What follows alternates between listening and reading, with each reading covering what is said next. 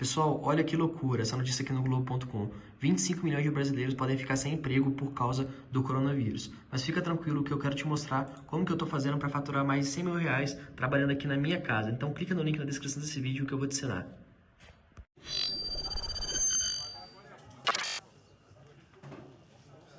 Posso chamar a atenção do Ramos? Ô, ministro Ramos, por favor, vamos prestar atenção. Muito obrigado. O senhor gostou? Tá. Senhores, bom dia.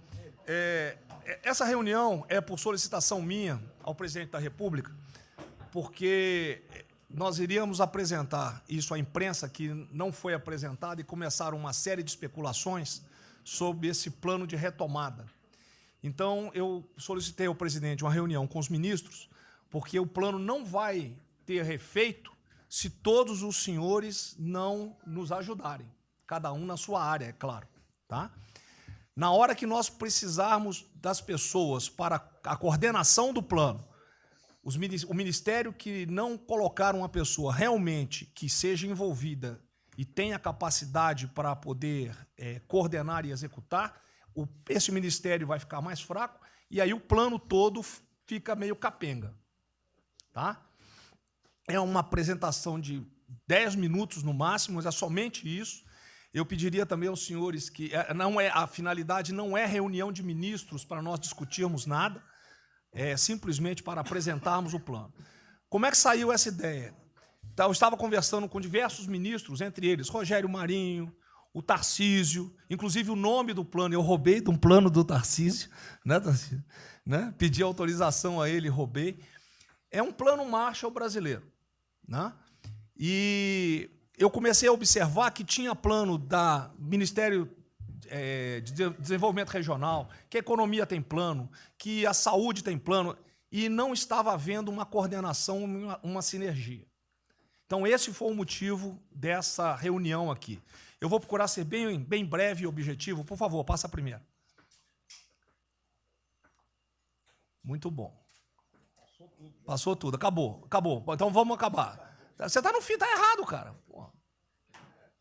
Passa a primeira. Muito bem. Os senhores podem observar o seguinte. Eu comecei com o presidente. O problema, nós estávamos invertendo a questão de uma lógica de raciocínio. Nós temos um problema, né? Nós temos que ver quais são as consequências negativas desse problema. Todo mundo sabia, sanitárias e econômicas. Ninguém tem dúvida, com reflexo em todos os ministérios. Mas o foco não é na solução do problema. O foco hoje, de uma maneira geral, é quem é o culpado. Né? E nós queremos recolocar, vamos dizer assim, readequar isso aí para como o governo deve reagir a este problema para achar uma solução para as duas consequências negativas que ocorrem. Próximo. Então, é um programa. O programa se chama Pro Brasil, tá? Dou crédito ao azar do Tarcísio foi ele ter conversado comigo. Eu gostei e roubei. Né? Pro Brasil. É um programa para integrar, aprimorar ações estratégicas. Os senhores vão ver que o foco ele não é de governo, ele é de Estado. Eu estou tentando fazer uma projeção de 10 anos. Tá? Eu estou tentando, não, nós vamos ter que fazer isso aí. Para a retomada do crescimento socioeconômico em resposta aos impactos relacionados ao coronavírus. Tá? Pode passar, por favor. As dimensões do programa são essas aí. Ó, tá? Ele pega um modelo de governança, ele busca melhoria da produtividade, investimentos estruturantes e ações estratégicas do setor público. Vai. O programa se divide em duas etapas, ou duas partes. O Pro Brasil, deixa eu ver aqui que eu não estou conseguindo enxergar. Ordem e o Pro Brasil Progresso. Tá? O Pro Brasil Ordem, que você não imprimiu para mim, e eu agradeço. Ah, não, botou na página errada. Ele pega um arcabouço normativo, ele trata, essas são as medidas estruturantes dele. Vai ter que ter um arcabouço normativo, investimentos privados, segurança jurídica, jurídica e produtividade, melhoria no ambiente de negócios e mitigação dos impactos socioeconômicos. Na parte de investimento, ele foca em obras públicas, parcerias do setor privado.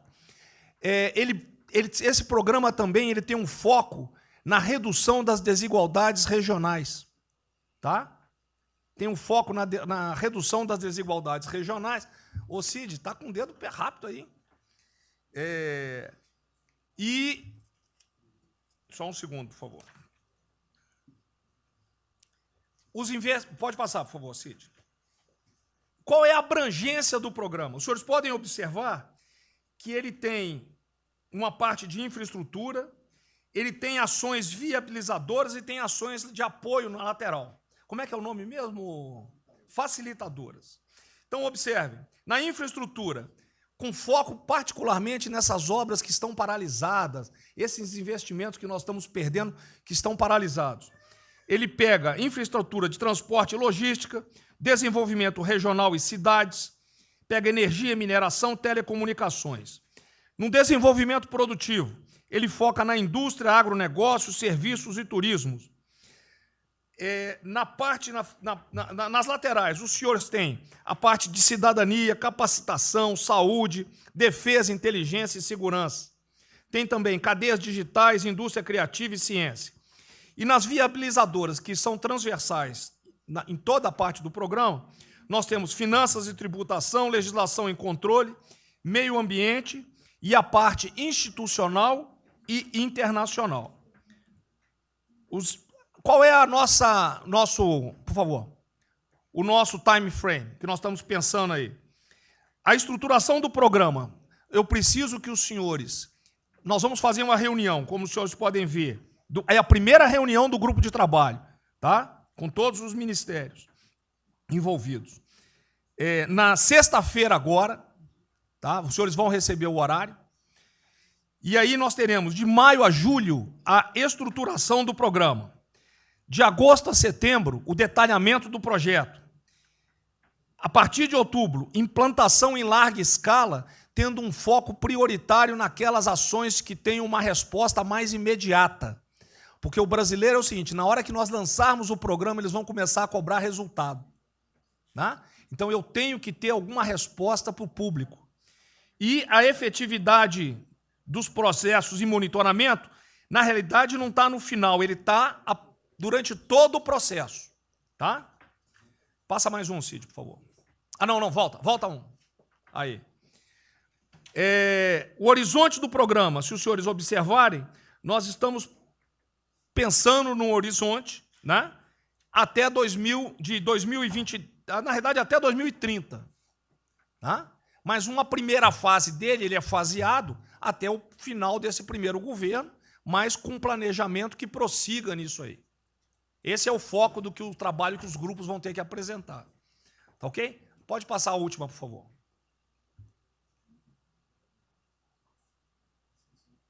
É sem som mesmo. Certo? Só um layout para os senhores.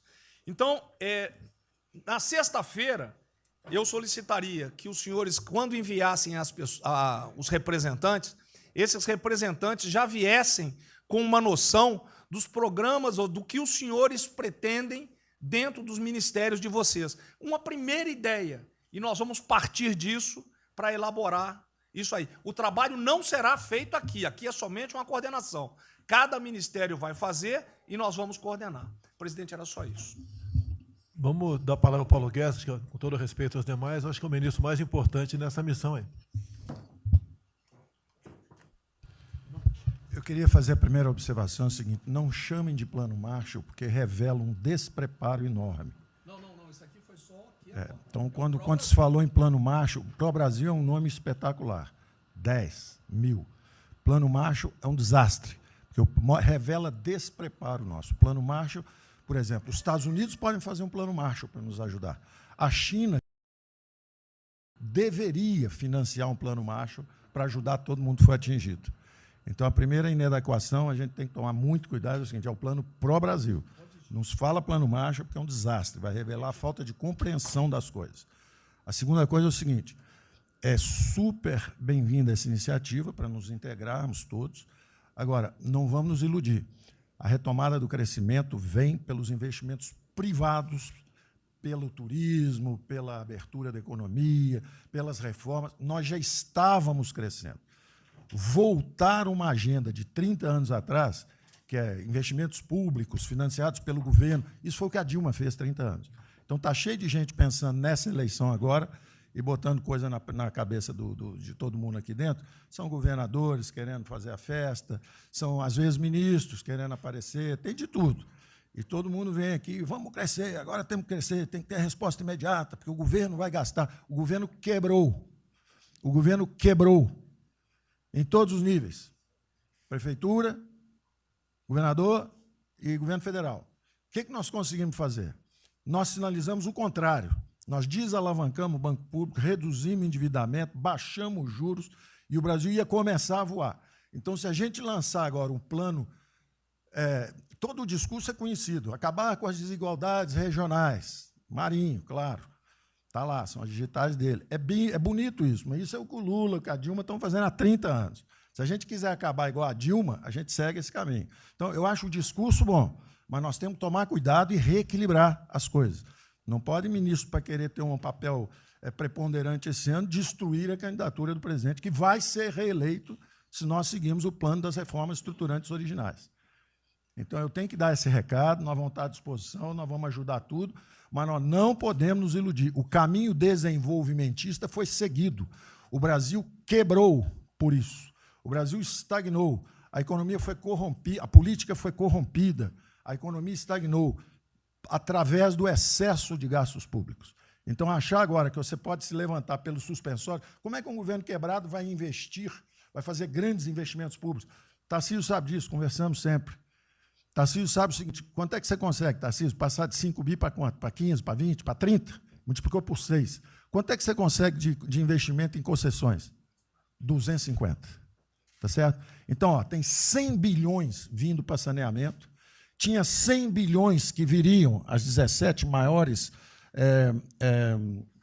petroleiras do mundo viriam para a nossa cessão onerosa, 100 bilhões de cessão onerosa, 100 bilhões de mineração, 100 bilhões de saneamento, 230 bilhões de concessões, 500 bilhões. Cadê o dinheiro do governo para fazer isso? Não tem. Então, quem está sonhando é sonhador. A gente aceita. Politicamente, a gente aceita. Vamos fazer todo o discurso da desigualdade, vamos gastar mais, precisamos eleger o presidente, mas o presidente tem que pensar daqui a 3 anos.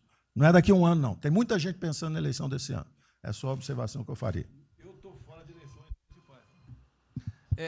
Só um minutinho. A ideia aqui, ninguém falou em investimento público por enquanto.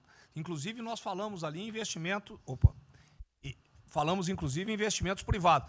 O que tem que acontecer é o seguinte, eu estou vendo o plano de toda gente, nós temos que centrar... Isso, e aí, não, a imprensa, fundamental, a economia, fundamental. Exatamente o que pode, o que não pode. Fundamental a coordenação. Até Até para não sair na imprensa o que está saindo. Porque saiu na imprensa assim, plano Marshall e economia está fora. Quer dizer, alguém foi para a imprensa e falou, ó, vê um plano Marshall aí e a economia está fora. Quer dizer, enfraquecer o nosso discurso no momento desse é uma tolice, é um atentado contra nós mesmos. Espera um pouquinho, dá licença um pouquinho. Questão da imprensa. Eu acho que eu resumi hoje na frente do Palácio em 20 segundos. Eu não vou falar com vocês, que vocês vão deturpar, vocês inventam. E potencializam. Tem que ser o papel de cada um. Não pode um sair daqui no cantinho, foi mais ou menos isso. Não pode falar nada, tem que ignorar esses caras. 100%. Senão a gente não vai para frente. A gente está sendo pautado para esses pulhas, o tempo todo jogando um contra o outro. Até a Tereza Cristina contra mim, quem diz? Vou apaixonar pela Tereza Cristina, jogo ela contra mim, o tempo todo. Tá? Então, se a gente puder falar zero com a imprensa, é a saída. Bom, eu vou ser muito rápido aqui, general. Primeiro, parabéns. É fundamental esse processo de coordenação e de centro de governo. Nós precisamos ter isso cada vez mais aprofundado e com melhor qualidade. Segundo, eu quero, não precisa, mas eu quero me somar a essa visão do ministro Paulo Guedes, porque, vamos lá, nós recebemos o governo com 36 mil obras paradas. oriundas da onde? Do PAC. Só para lembrar. O Abraão tem não sei quantas mil creches. 3.000 creches paradas que somam nessas 36. Então, o que nós trouxemos para o Brasil e como é que nós começamos o ano? E eu vou lembrar, presidente, o senhor sempre disse, é muito triste ver um brasileiro chegar no exterior e ser recebido com o manto da desconfiança. Pois nós passamos, Paulo Guedes, o ano todo, Tarcísio, Tereza, Bento, o nosso ministro Marcos Pontes e outros, andando pelo mundo e fazendo o quê? Vendendo o Brasil. Terminamos o ano, lembra do número, 482 bilhões de investimentos para os próximos 20 anos. Uma boa parte, mineração, petróleo, por aí vai. Recebemos 90 bilhões de bônus de outorga. Nós temos 10 bilhões de dólares do governo da Arábia Saudita que precisa definir onde é que vai botar. Mas o príncipe autorizou. São 50 bilhões de reais a dinheiro de hoje. Então, eu tenho convicção de que nós temos que continuar fazendo o que a gente vinha fazendo. Ou seja, aprofundando a participação da sociedade. Nós temos uma coisa emblemática aqui, que é a Lei da Liberdade Econômica, que pela primeira vez na história do Brasil, desde que o Brasil é Brasil, o cidadão diante do Estado tem razão até que o Estado prove ao contrário. Foi isso que fez os americanos, que há 200 anos atrás eram muito mais pobres do que nós, ser muito mais ricos do que nós. Então, o aprofundamento são sim das reformas, é sim ousar e ter uma reforma tributária que baixe imposto no Brasil, reduz a carga tributária, estou falando sério. A gente nunca discutiu isso entre nós. Mas isso tem que caminhar para isso. Por quê? Porque aí nós damos fôlego à iniciativa privada para que ela faça o que tem que fazer e nós vamos ser mediadores desse processo. Apenas. E sinceramente, eu acho que todo o nosso esforço nos próximos dias tem que ser como é que nós mantemos a nossa linha, porque nós terminamos o ano, ministro Ernesto, ministro Tarcísio. O senhor foi recebido na Federação das Indústrias Alemãs com um slide que mostrava a 163 com os caminhões atolados e a 163 pavimentada.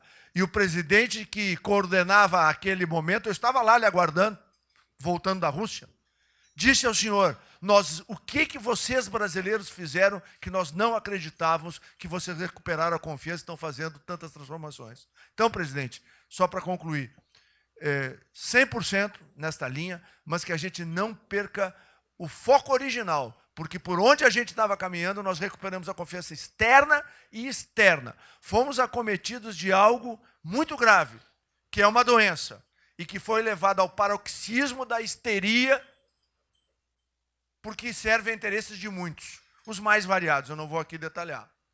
Mas, sinceramente, temos que rapidamente voltar ao que nós estamos fazendo, porque nós estamos no caminho certo, e a prova disso é que todo mundo voltou a olhar o Brasil com respeito. Bom, eu vou partir do princípio que todos que estão aqui são bem intencionados e querem o bem do Brasil. Tá? Então, não acredito em teoria da conspiração, nem que ninguém quer solapar os alicerces da República, nem abalar a administração do presidente Bolsonaro. Pelo contrário. E quero lembrar a todos que não existem verdades absolutas. Por favor, vamos refletir. O que está acontecendo hoje no mundo não tem parâmetro nos últimos 100 anos. O que está acontecendo hoje no mundo vai permitir, de acordo com a FMI, foi a previsão de uma semana atrás, de uma diminuição de quase 3% do PIB mundial, e no caso do Brasil, de mais de 5%. Não tem paralelo. Em situações extraordinárias, remédios extraordinários de forma circunstancial. Isso não significa que nós tenhamos a necessidade de implantarmos uma política permanente. O ministro Braga Neto está, na sua apresentação, ele estabelece, inclusive, um limite temporal e deixa claro que é uma política de Estado. O que eu peço é que nós tenhamos aqui as mentes abertas e que os dogmas, quaisquer que sejam eles, presidente, sejam colocados de lado nesse momento. Porque os governos do mundo, certamente, têm a capacidade de entender o que está se passando. E eu tenho visto governos extremamente liberais preparando programas de reconstrução, levando em consideração a necessidade de que o Estado Nacional passe a ter um papel diferente como tomador de risco nesse momento em que há uma queda abrupta da liquidez. O ministro Onyx fala com muita propriedade da Arábia Saudita, dos 10 bilhões de dólares. É bom lembrar, está aqui o ministro Bento, que está se pagando para se retirar petróleo do mundo. Os países vão utilizar as suas respectivas liquidez para resolver os seus problemas de infraestrutura e de retomada das suas economias. Nós temos que ter segurança jurídica, senhor presidente. Respeito a contratos, senhor presidente. Capacidade de alavancar recursos privados com a inversão de recursos públicos, sim. É bom lembrar que eu tenho ouvido falar, não sei se é verdade, depois a gente vai colocar na ponta do lápis, que a gente pode chegar a 600 bilhões de reais esse ano de ajuda a empresas e a pessoas físicas. Recursos do governo federal, fruto de endividamento do governo, desse governo, que vai terminar o ano com déficits 4, 5, 6 vezes maior do que estava precificado no início do ano. Caiu um meteoro sobre as nossas cabeças. Então, por favor, nós não podemos começar uma discussão com verdades absolutas e com dogmas estabelecidos ao longo de 100 anos, em função de uma catástrofe que se abateu sobre o mundo, e os governos de todo o mundo estão se debruçando sobre o assunto, entendendo que muda o papel do Estado. Senhor presidente, é bom lembrar que, quando houve a unificação da Alemanha, eu acho que esse é um fato histórico irrefutável, o Estado alemão entendeu e fez um pacto de que haveria necessidade de investir em capital humano e infraestrutura na Alemanha Oriental para diminuir desigualdades regionais. E esse é um pacto do Brasil. Essa pode ser uma catástrofe que vai nos afundar, ou pode ser uma onda para a gente surfar, uma alavanca para recuperar o país. Todos os países do mundo estão submetidos ao mesmo processo. Vai depender da nossa capacidade de termos uma opção clara de que forma vamos sair desse problema. Se vamos gastar 600 bilhões de reais para resolver uma situação que é emergencial e todos reconhecemos que é necessária, de darmos segurança à população, no caso alimentar, para evitarmos o caos, para diminuirmos a mortandade das empresas, muito bem, está correto, essa é a boa direção. Por que não 5%, 6%, 7% desse total, 10% desse total, em obras de infraestrutura? Por que não termos a capacidade de alavancarmos o emprego no momento em que a retomada, todos os economistas aqui reconhecem, vai ser muito lenta? Bom, eu só estou falando isso, presidente, para que nós possamos ter essa discussão sem dogmas, sem verdades absolutas, sem a preocupação de que as coisas continuam como eram antes. Não são como eram antes, aqui e no mundo inteiro. Era isso, senhor presidente.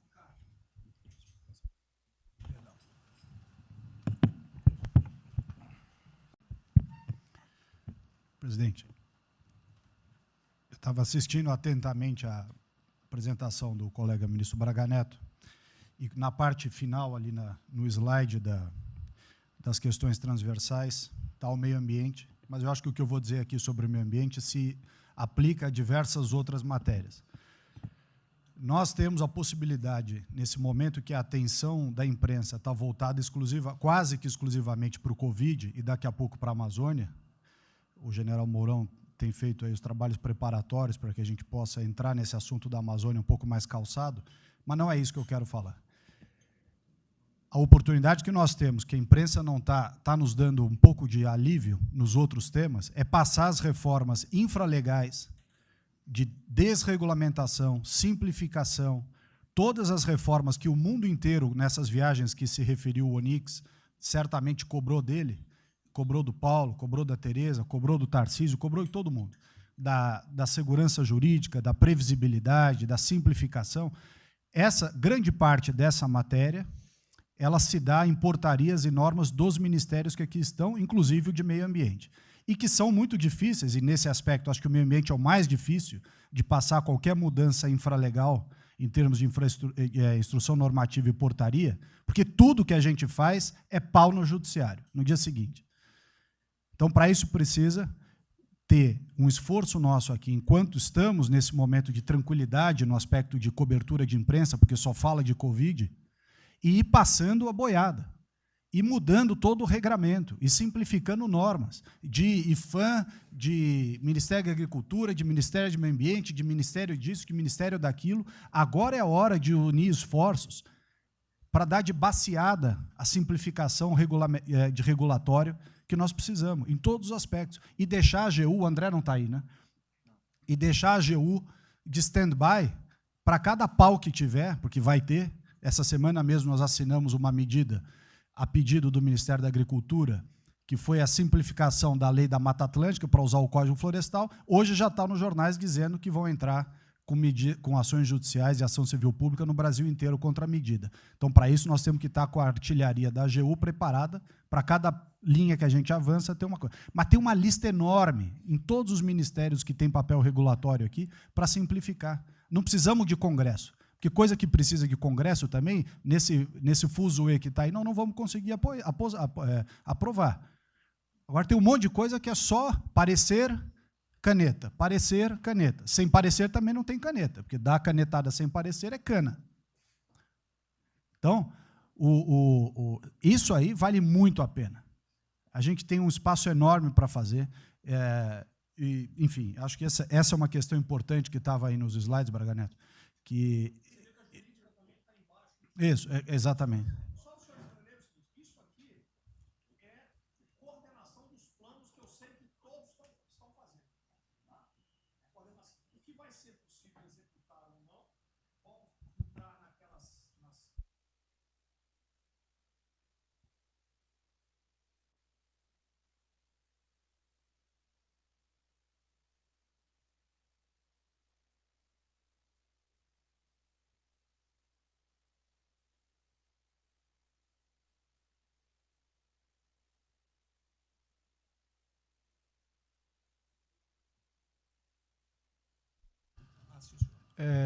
me ligou agora de manhã o Eduardo Gouveia Vieira, da Firjan. Ele quer fazer uma videoconferência onde mais de 300 empresários do Rio, que é um pouquinho abaixo do potencial de São Paulo, para hipotecar a solidariedade. A ideia que nós temos de reabrir o comércio.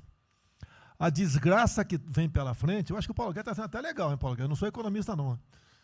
Vai ser uma porrada muito maior que você possa imaginar. Não sou apenas os informais. Eu acho que já bateu a 10 milhões de carteira assinada, foi para o saco. E os governos estaduais não têm como pagar salário dos caras. Não tem. Em maio, metade dos estados não vai ter como pagar salário mais. A desgraça está aí. Eles vão querer empurrar essa trozoba para cima da gente, esse pessoal aqui do lado vai querer empurrar, e a gente vai reagir, porque aqui não é saco sem fundo. Tá? Então, essa preocupação vamos ter. Paralelamente a isso, tem a OAB da vida, enchendo o saco do Supremo, para abrir o processo de impeachment, porque eu não apresentei meu exame de vírus, essas frescuradas todas, que todo mundo tem que estar ligado. Não é apenas cuidar do seu ministério, nessas questões que estamos tratando aqui, é tratar da questão política também. Tá certo? Então, essa preocupação temos que ter, porque a luta pelo poder continua, a todo vapor. E sem neurose da minha parte. Tá? O campo fértil para aparecer uns porcaria aí, né? Levantando aquela bandeira do povo ao meu lado, não custa nada.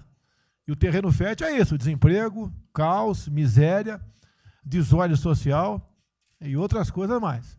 Então, essa preocupação todos devem ter. Né? Não é, tá bom, o Ministério fatura, deu merda no colo do presidente. Não pode ser assim.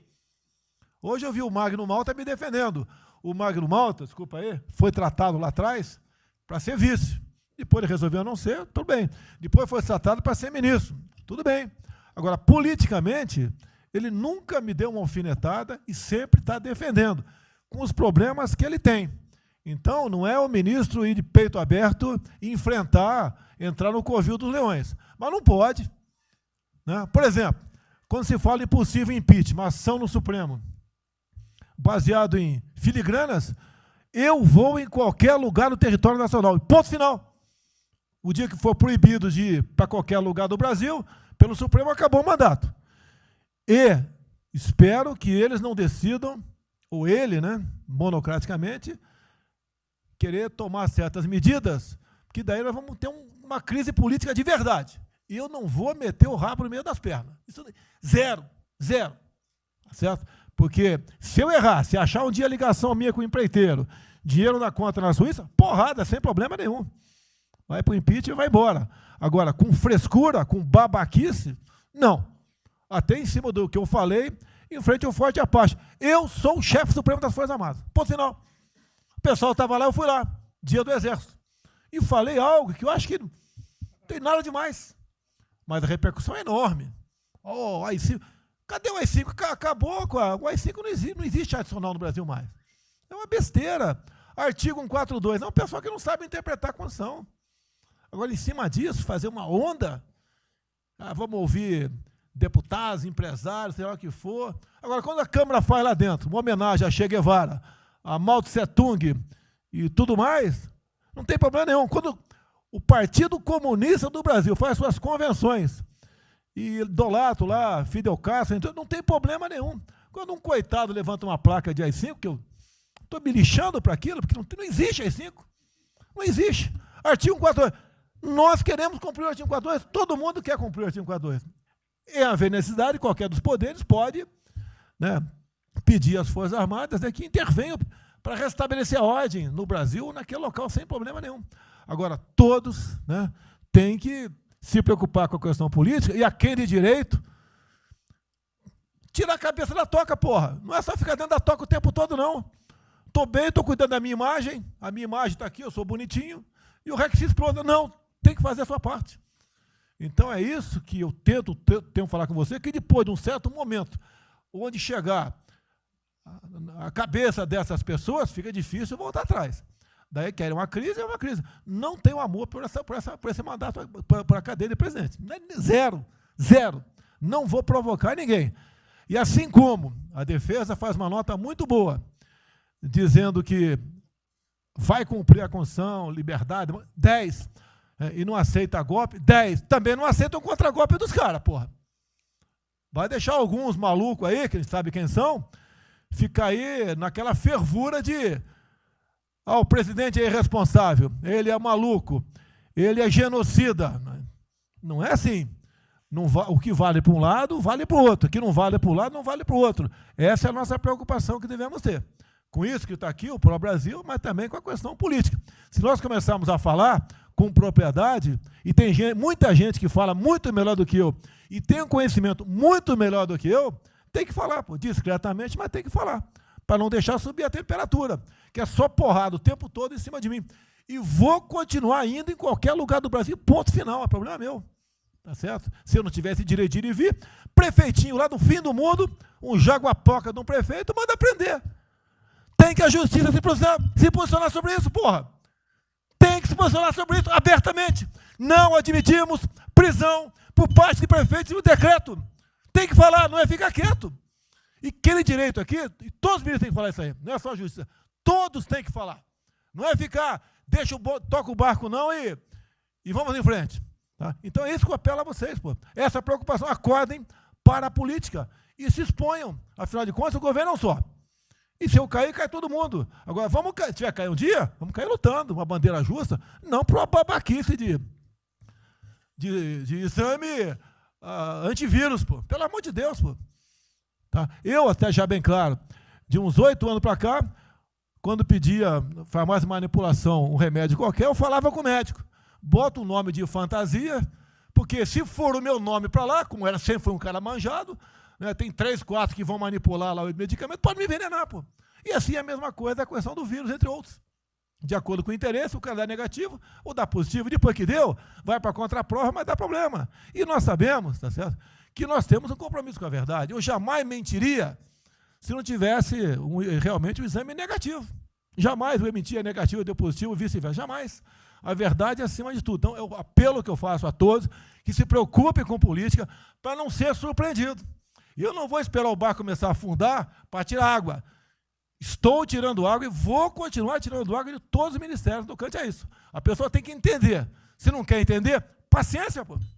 E eu tenho o poder e vou interferir em todos os ministérios, sem exceção. Nos bancos eu falo com o Paulo Guedes, se tiver que interferir. Nunca tive problema com zero problema com o Paulo Guedes. Agora, os demais, vou.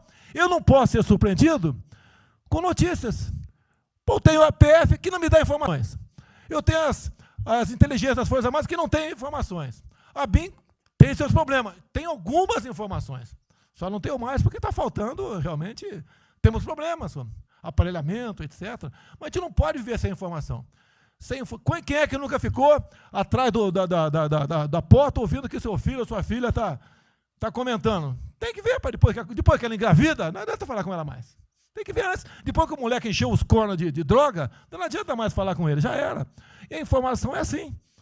Eu estava vendo, estudando no fim de semana aqui, como é que o serviço chinês secreto trabalha nos Estados Unidos.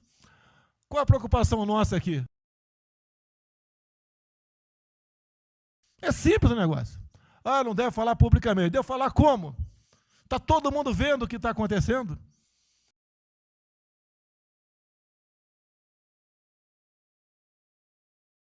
Tudo bem. Tá. Você tira do porra, tu não tira. É uma realidade. Não adianta esconder mais, tapar o sol com a peneira. Em alguns ministérios, tem gente deles plantada aqui dentro.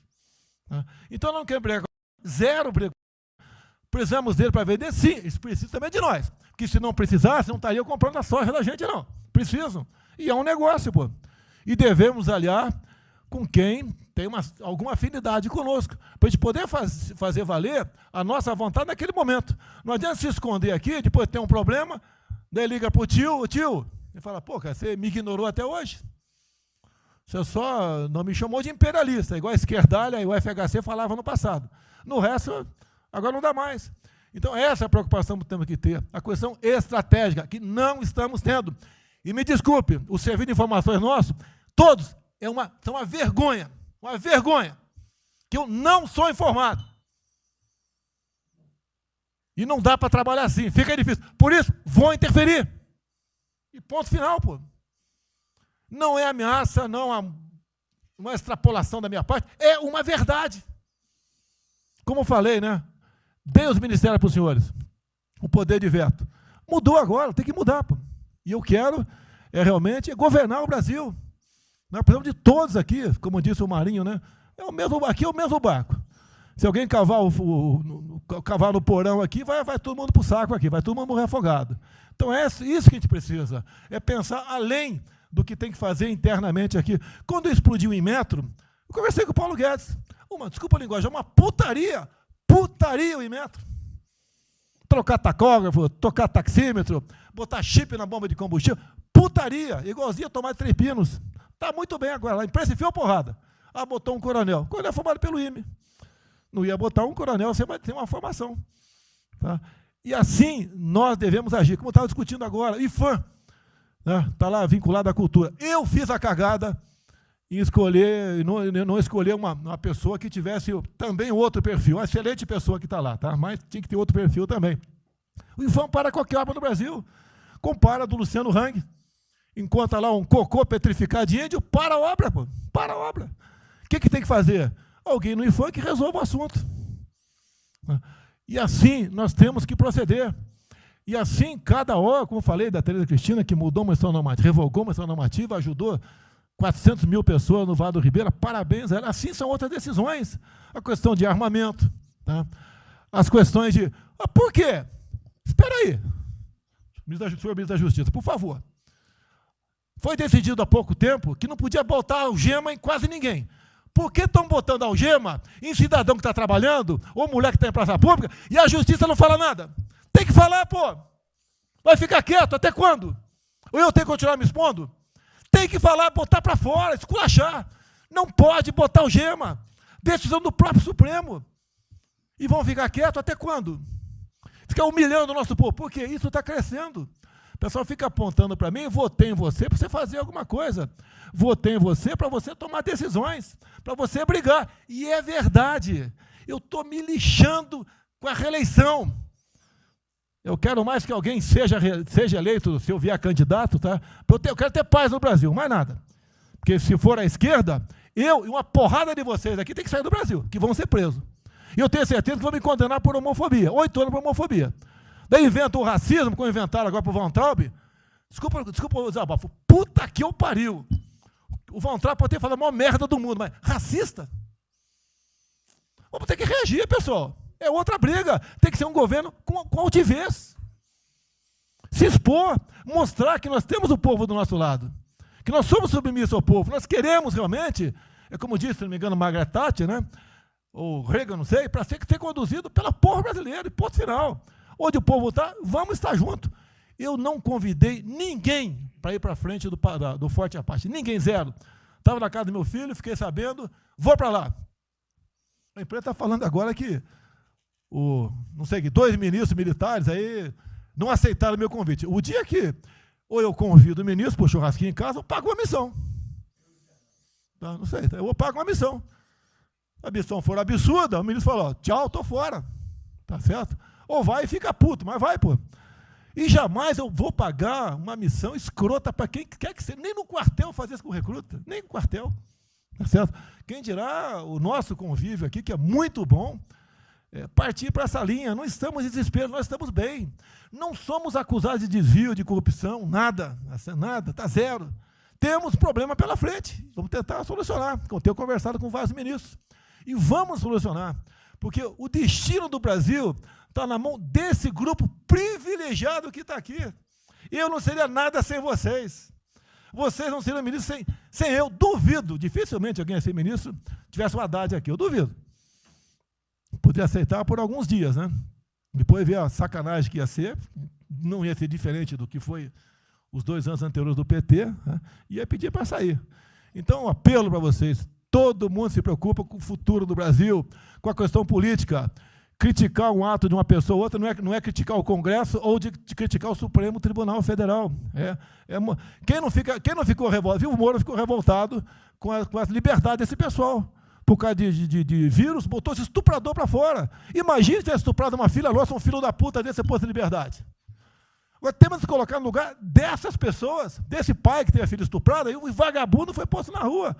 Uma decisão, foda-se quem seja, tem que jogar pesado em cima disso. Não é um desabafo, pessoal, é uma realidade. O nosso barco está indo, mas não sabemos ainda, no momento, dado o último caso, vírus, para onde está nosso barco. Pode estar indo em direção ao iceberg. A gente vai para o fundo.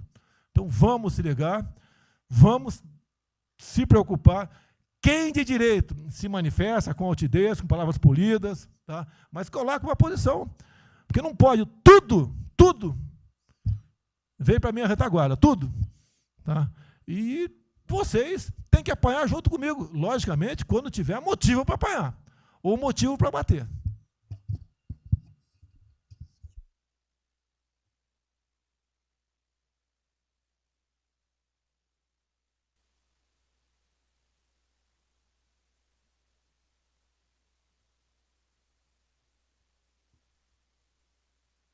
Nelson e o Paulo Guedes. Aí eu pediria só aos senhores que fossem breves. Não. Você também? Ele quer cobrar os royalties do programa aí.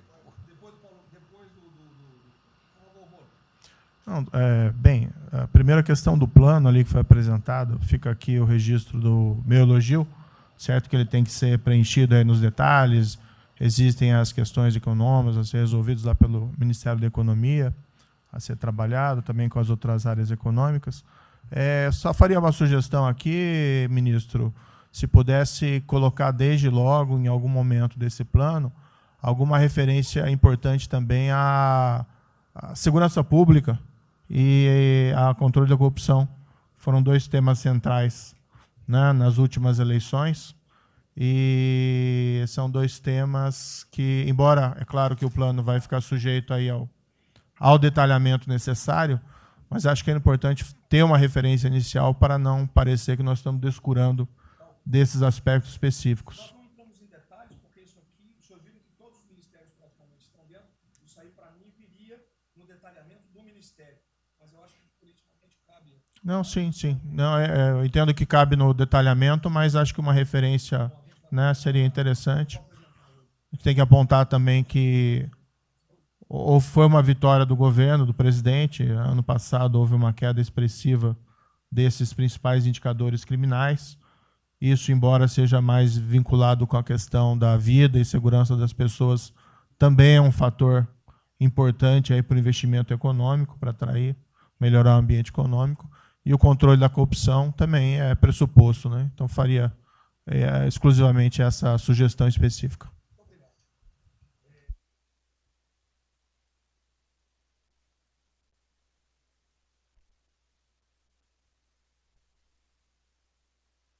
Para a gente começar a falar do dia seguinte, o próprio ministro Guedes, nas discussões que temos tido nas últimas semanas, tem nos orientado: o BNDES foca na reconstrução, foca no dia seguinte, porque a crise de saúde vai demorar alguns meses e a reconstrução muito mais meses do que isso. Então, é muito oportuno a gente já começar a discutir isso.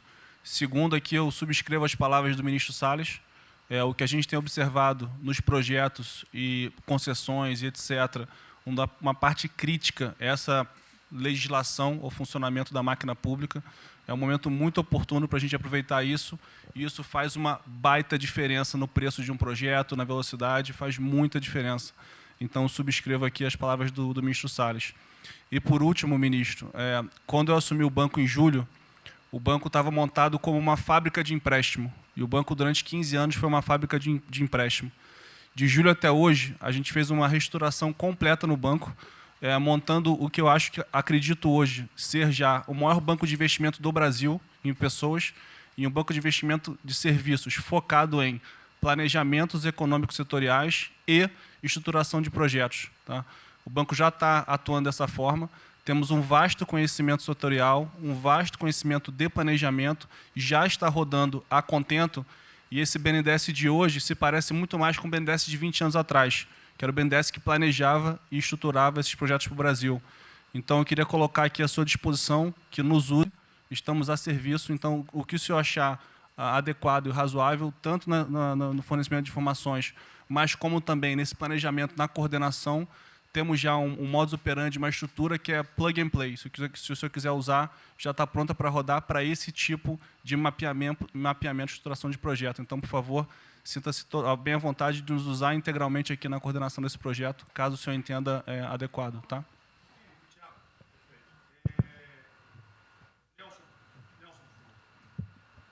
Alô?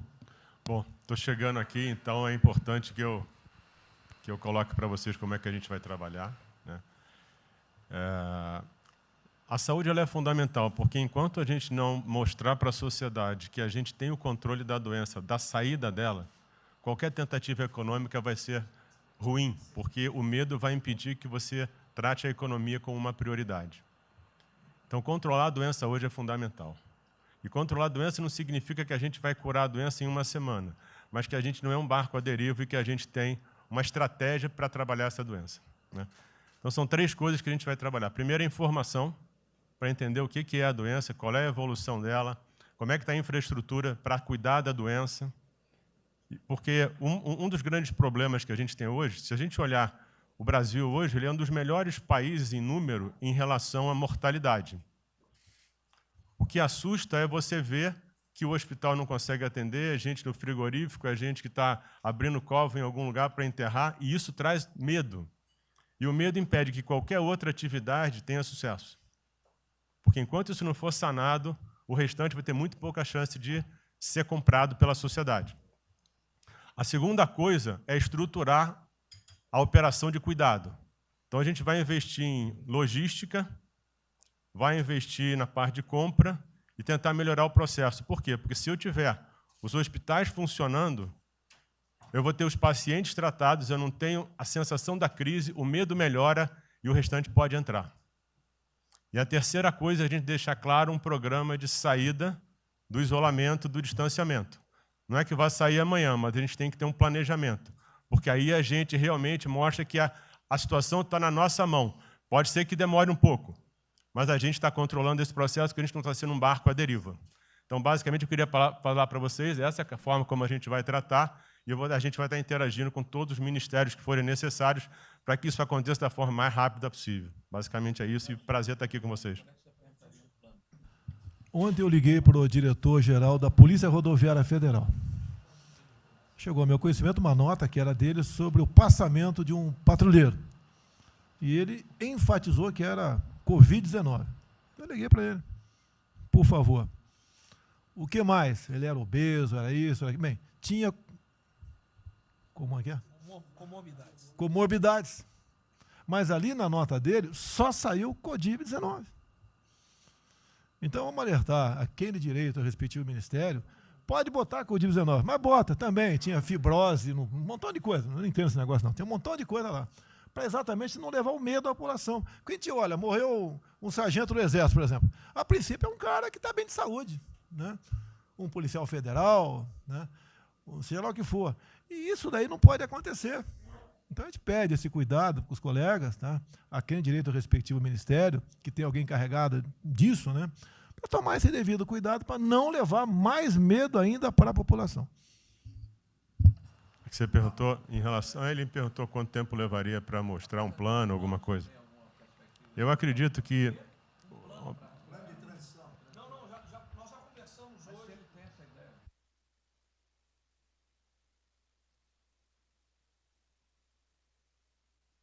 A gente está trazendo um reforço para poder acelerar esse processo, porque, na verdade, a gente está correndo contra o tempo. Enquanto a gente não conseguir controlar a percepção que a gente hoje tem condição de cuidar das pessoas, vai ser difícil, né? E o problema da doença é que você pega um sistema que, se você fala em eficiência, os hospitais têm que ser eficientes. Então, quando você fala em eficiência, você vai quase no limite do cuidado. Você não tem sobra, você não tem gordura. Quando você pega uma doença que chega, que é muita gente ao mesmo tempo, você não consegue ter agilidade para preparar o sistema para cuidar dela. E a gente tem um problema adicional que a gente tem que tomar cuidado, que é o seguinte: como você tem os hospitais com pouca... Você tem muita gente falando de Covid, mas os hospitais estão diminuindo muito o atendimento, o que significa que eles vão ter problema financeiro. Se isso prorroga, esses hospitais vão ter cada vez mais dificuldade, você vai poder ter um hospital mais sucateado, um hospital fechado. O que está acontecendo hoje? Vamos botar em números hoje, que a gente tem 4 milhões de pessoas hoje com a Covid. O Brasil hoje tem 212 milhões de pessoas. Tem 208 milhões que não estão tendo a atenção necessária. Então, você tem câncer, cardiovascular, isso tudo está represado, é demanda reprimida. Quando você controlar a Covid, o não Covid vai chegar com tudo. E você pode pegar uma estrutura sucateada. Aí você só vai transferir o problema de medo, que vai ser o medo da Covid para o medo da não Covid. Então, a gente tem que estar preparado para isso tudo. Então, não é só trabalhar o curtíssimo prazo, a gente tem que preparar para essa segunda fase que vai chegar também. Isso tudo a gente está fazendo, só para vocês saberem que a gente está pensando nisso tudo, só para vocês saberem que está tudo trabalhado.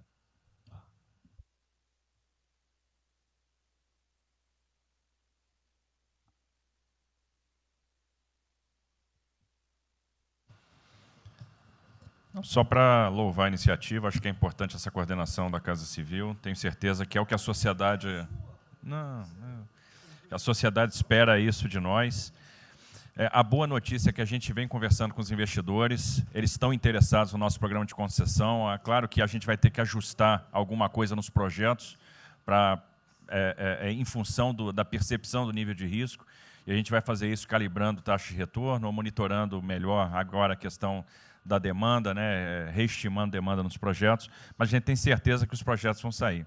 Qual o cuidado que a gente tem que ter? A gente fala em 250 bi de investimentos, só que concessão funciona o seguinte: o que a gente contratar agora vai gerar investimento em 2023, 2024. Não é imediato.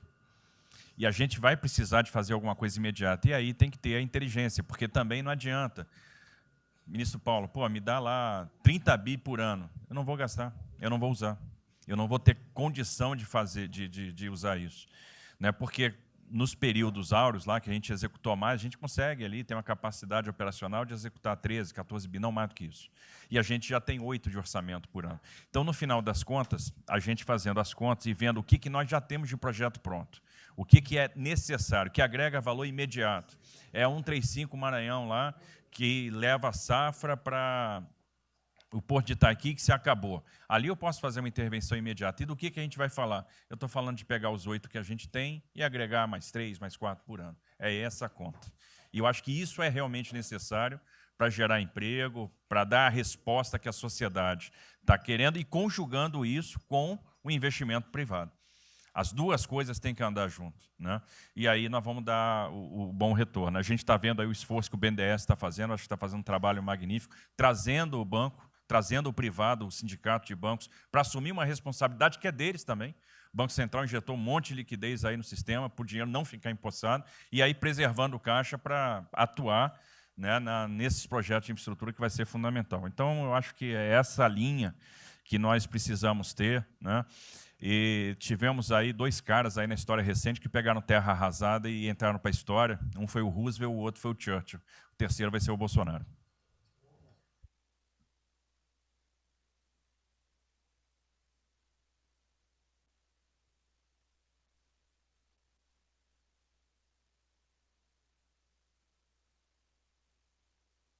São só 5 pontos muito rápidos.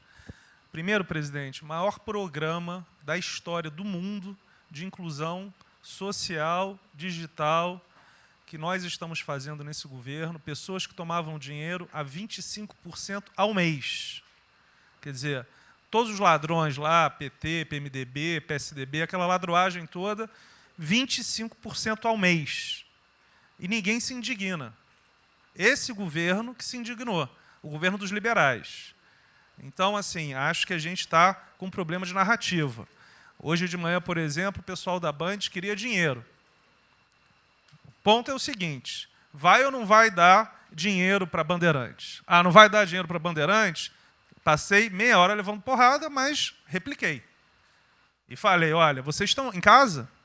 Eu tenho 30 mil funcionários na rua. Não tem esse negócio, essa frescurada de home office. Eu já visitei 15 agências. E você em casa? Aí o pessoal ficou um pouco mais calmo. Quer dizer, eu posso ter 30 mil brasileiros nas agências lá. Sabe quantas pessoas a Caixa está pagando hoje? 7 milhões de pessoas. E todo mundo em home office. Que porcaria é essa? Desculpa o meu ponto, presidente. Quando o senhor falou, pô, eu vou me emocionar. O Luiz Lima, que nadou com meu pai, foi atleta olímpico, teve a esposa e a filha de 14 anos presa ontem, num camburão. Que porra é essa? Desculpa. Que porra é essa? O cara vai pro camburão com a filha. Se fosse eu, ia pegar minhas 15 armas e ia dar uma... Eu ia morrer. Porque se a minha filha fosse pro camburão, eu ia matar ou morrer. Que isso? Estava nadando, é uma atleta olímpica. Você tira a pessoa está nadando com 14 anos. Eu tenho uma filha, Maria, de 14 anos. Se a minha filha fosse para o camburão, ou eu matava ou eu morria. Que isso? E a esposa do Luiz Lima nem usou o fato de ser esposa de um deputado federal. Mas ela assim, foi calada e saiu calada. E aquele governador roubando para a direita, para tudo quanto é lado. Então o governador rouba, aí ele sai prendendo todo mundo e fica tudo isso por isso mesmo. Aí a gente faz o maior programa da história da humanidade de inclusão de pessoas que recebiam 25% ao mês, cobravam. PSDB, PT, PMDB, aquele grupo todo. Na hora de privatizar, todo mundo, porra, com 200 milhões, 300 milhões, porra. Tem vice-presidente da Caixa que eu expulsei, dos 120, 105 eu tirei. E se o senhor precisar, obviamente, o meu chefe é o ministro Paulo Guedes, ele decide. Não tem problema. Inclusive, porque o que acontece é o seguinte, se roubar, eu vou ligar para o ministro Moro para prender. Agora, se precisar de uma diretoria não sei o quê, desde que sejam honestos, o ministro Paulo Guedes é que decide, etc. Mas dos 120 eu tirei 105. E na Caixa não tem desonestidade, até onde eu saiba. Mas, assim, eu acho que a gente está levando muita porrada, presidente. E, de novo, não estou dizendo de ninguém daqui, não, só leva porrada. Agora, tem um limite. Desculpa, todo lugar que eu vou, as pessoas normalmente são educadas. Mas a paciência chega num limite, obviamente não dessa maneira, eu acho que tem um ponto. Nós estamos emprestando 154 bilhões de reais, mas só um ponto que eu acho importante, Tarcísio é super meu amigo e ele é muito esperto. Qual que é o grande ponto que a gente tem que evitar? O cara que está quebrado, já estava quebrado antes e quer a nossa molezinha. Então, assim, claramente tem que ajudar, e eu concordo. Tanto que nós emprestamos 43 bilhões de reais para o segmento imobiliário. 1,5 milhão de pessoas deixaram de ser demitidas. Agora, não é para todo mundo, não. Aquela empresa que já estava quebrada antes, por que a gente vai dar molezinha? Então, este ajuste fino é importante, os bancos têm que fazer. Por quê? Último ponto que eu falo. Já estou sendo processado também, vamos nós dois juntos para a cadeia, por causa do auxílio emergencial. Sabe o que tem? Tem gente do TCU dizendo que a gente está ganhando muito, e tem gente dizendo que a gente está ganhando pouco. Ferrou. Ou seja, tem gente querendo me prender porque está dizendo que a gente está ganhando muito. E tem gente querendo me prender, que são aqueles caras lá que estavam antes, dando pouco. Vou acabar sendo preso, mas o que a gente não vai fazer? Deixar 30, 40, 50 milhões de pessoas passarem fome. Então, é só o meu recado dizendo o seguinte, a Caixa é o banco de todos os brasileiros. Poxa, a gente está com 30 mil pessoas. Eu passo ligando, 45 pessoas na Caixa tiveram coronavírus. 2 faleceram, um, na verdade, com 70 anos, que já estava aposentado, e outro. A pessoa, eu chorei mais do que a pessoa, a mãe. Uma pessoa em 30 mil que estão o dia inteiro. E eu já falei para minha esposa, se tiver qualquer coisa, eu vou tomar 1 litro de hidrocloroquina, aquelas coisas todas. Então, assim, eu acho que a gente está, só o último ponto, numa questão de histeria coletiva. Quer dizer, eu posso ter 30 mil funcionários da Caixa pagando 7 milhões hoje, 2 milhões na segunda. Ontem a gente abriu 800 agências, vamos abrir no sábado, no domingo, 2 horas antes. Então, o que a imprensa quer? Que você pague e dane-se os funcionários da Caixa. Mas se morrer 2, Jornal Nacional, presidente Bolsonaro e presidente Pedro, irresponsáveis porque abriram. A gente só vai levar porrada. Agora, realmente, meu ponto é inaceitável, foi a primeira vez que aconteceu. Eu conheço a Milene Comini, atleta olímpica. Quer dizer, um atleta olímpico, a esposa atleta olímpica, a filha de 14 anos no camburão. Eu não sei se eles botaram atrás ou no meio.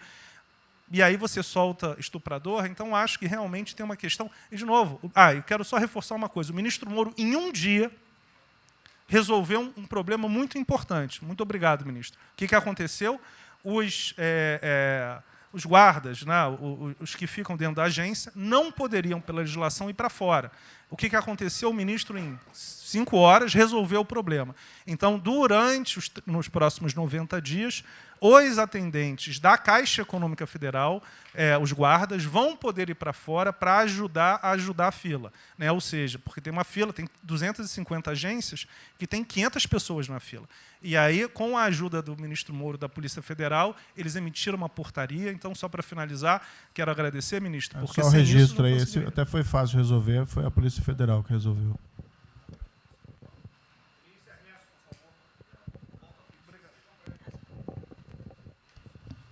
Obrigado, ministro. Rapidamente, sobre o plano. A dimensão internacional do plano, evidentemente, é fundamental, já está ali contemplada. Eu queria mencionar o seguinte, eu acho que é fundamental que essa dimensão internacional não seja simplesmente uma adaptação nossa ao cenário internacional, mas que ela leve em conta a capacidade que o Brasil hoje tem de influir no desenho de um novo cenário internacional. Eu estou cada vez mais convencido de que o Brasil tem hoje as condições, tem a oportunidade de se sentar na mesa de 4, 5, 6 países que vão definir a nova ordem mundial. Outro dia, na conversa do presidente com o primeiro-ministro da Índia, o indiano disse que vai ser tão diferente o pós-coronavírus do pré quanto o pós-Segunda Guerra do pré. E eu acho que é verdade. E assim como houve um Conselho de Segurança que definiu a ordem mundial, 5 países depois da Segunda Guerra, vai haver uma espécie de novo Conselho de Segurança, e nós temos, dessa vez, a oportunidade de estar nele e acreditar na possibilidade do Brasil influenciar e ajudar a formatar um novo cenário. E esse cenário, eu acho que ele tem que levar em conta o seguinte, estamos aí revendo os últimos 30 anos de globalização, vai haver uma nova globalização. O que aconteceu nesses 30 anos? Foi uma globalização cega para o tema dos valores, para o tema da democracia e da liberdade. Foi uma globalização que, a gente está vendo agora, criou um modelo onde, no centro da economia internacional, está um país que não é democrático, que não respeita direitos humanos, etc. Né? Essa nova globalização, acho que não pode ser cega. Né? Tem que ser uma globalização, tem que ser uma estrutura que leve em conta, claro, a dimensão econômica, mas também essa dimensão da liberdade dos valores. E, da mesma maneira, acho que o plano está apontando para isso, na nossa dimensão nacional, também não pode ser um plano cego para essas dimensões daquilo que nos traz, né, que traz o projeto do presidente, que é não simplesmente a eficiência, a pujança, o crescimento econômico, mas a liberdade, o combate à corrupção, a reinvenção de um Brasil livre, de um Brasil livre dessas mazelas que nós conhecemos. Obrigado.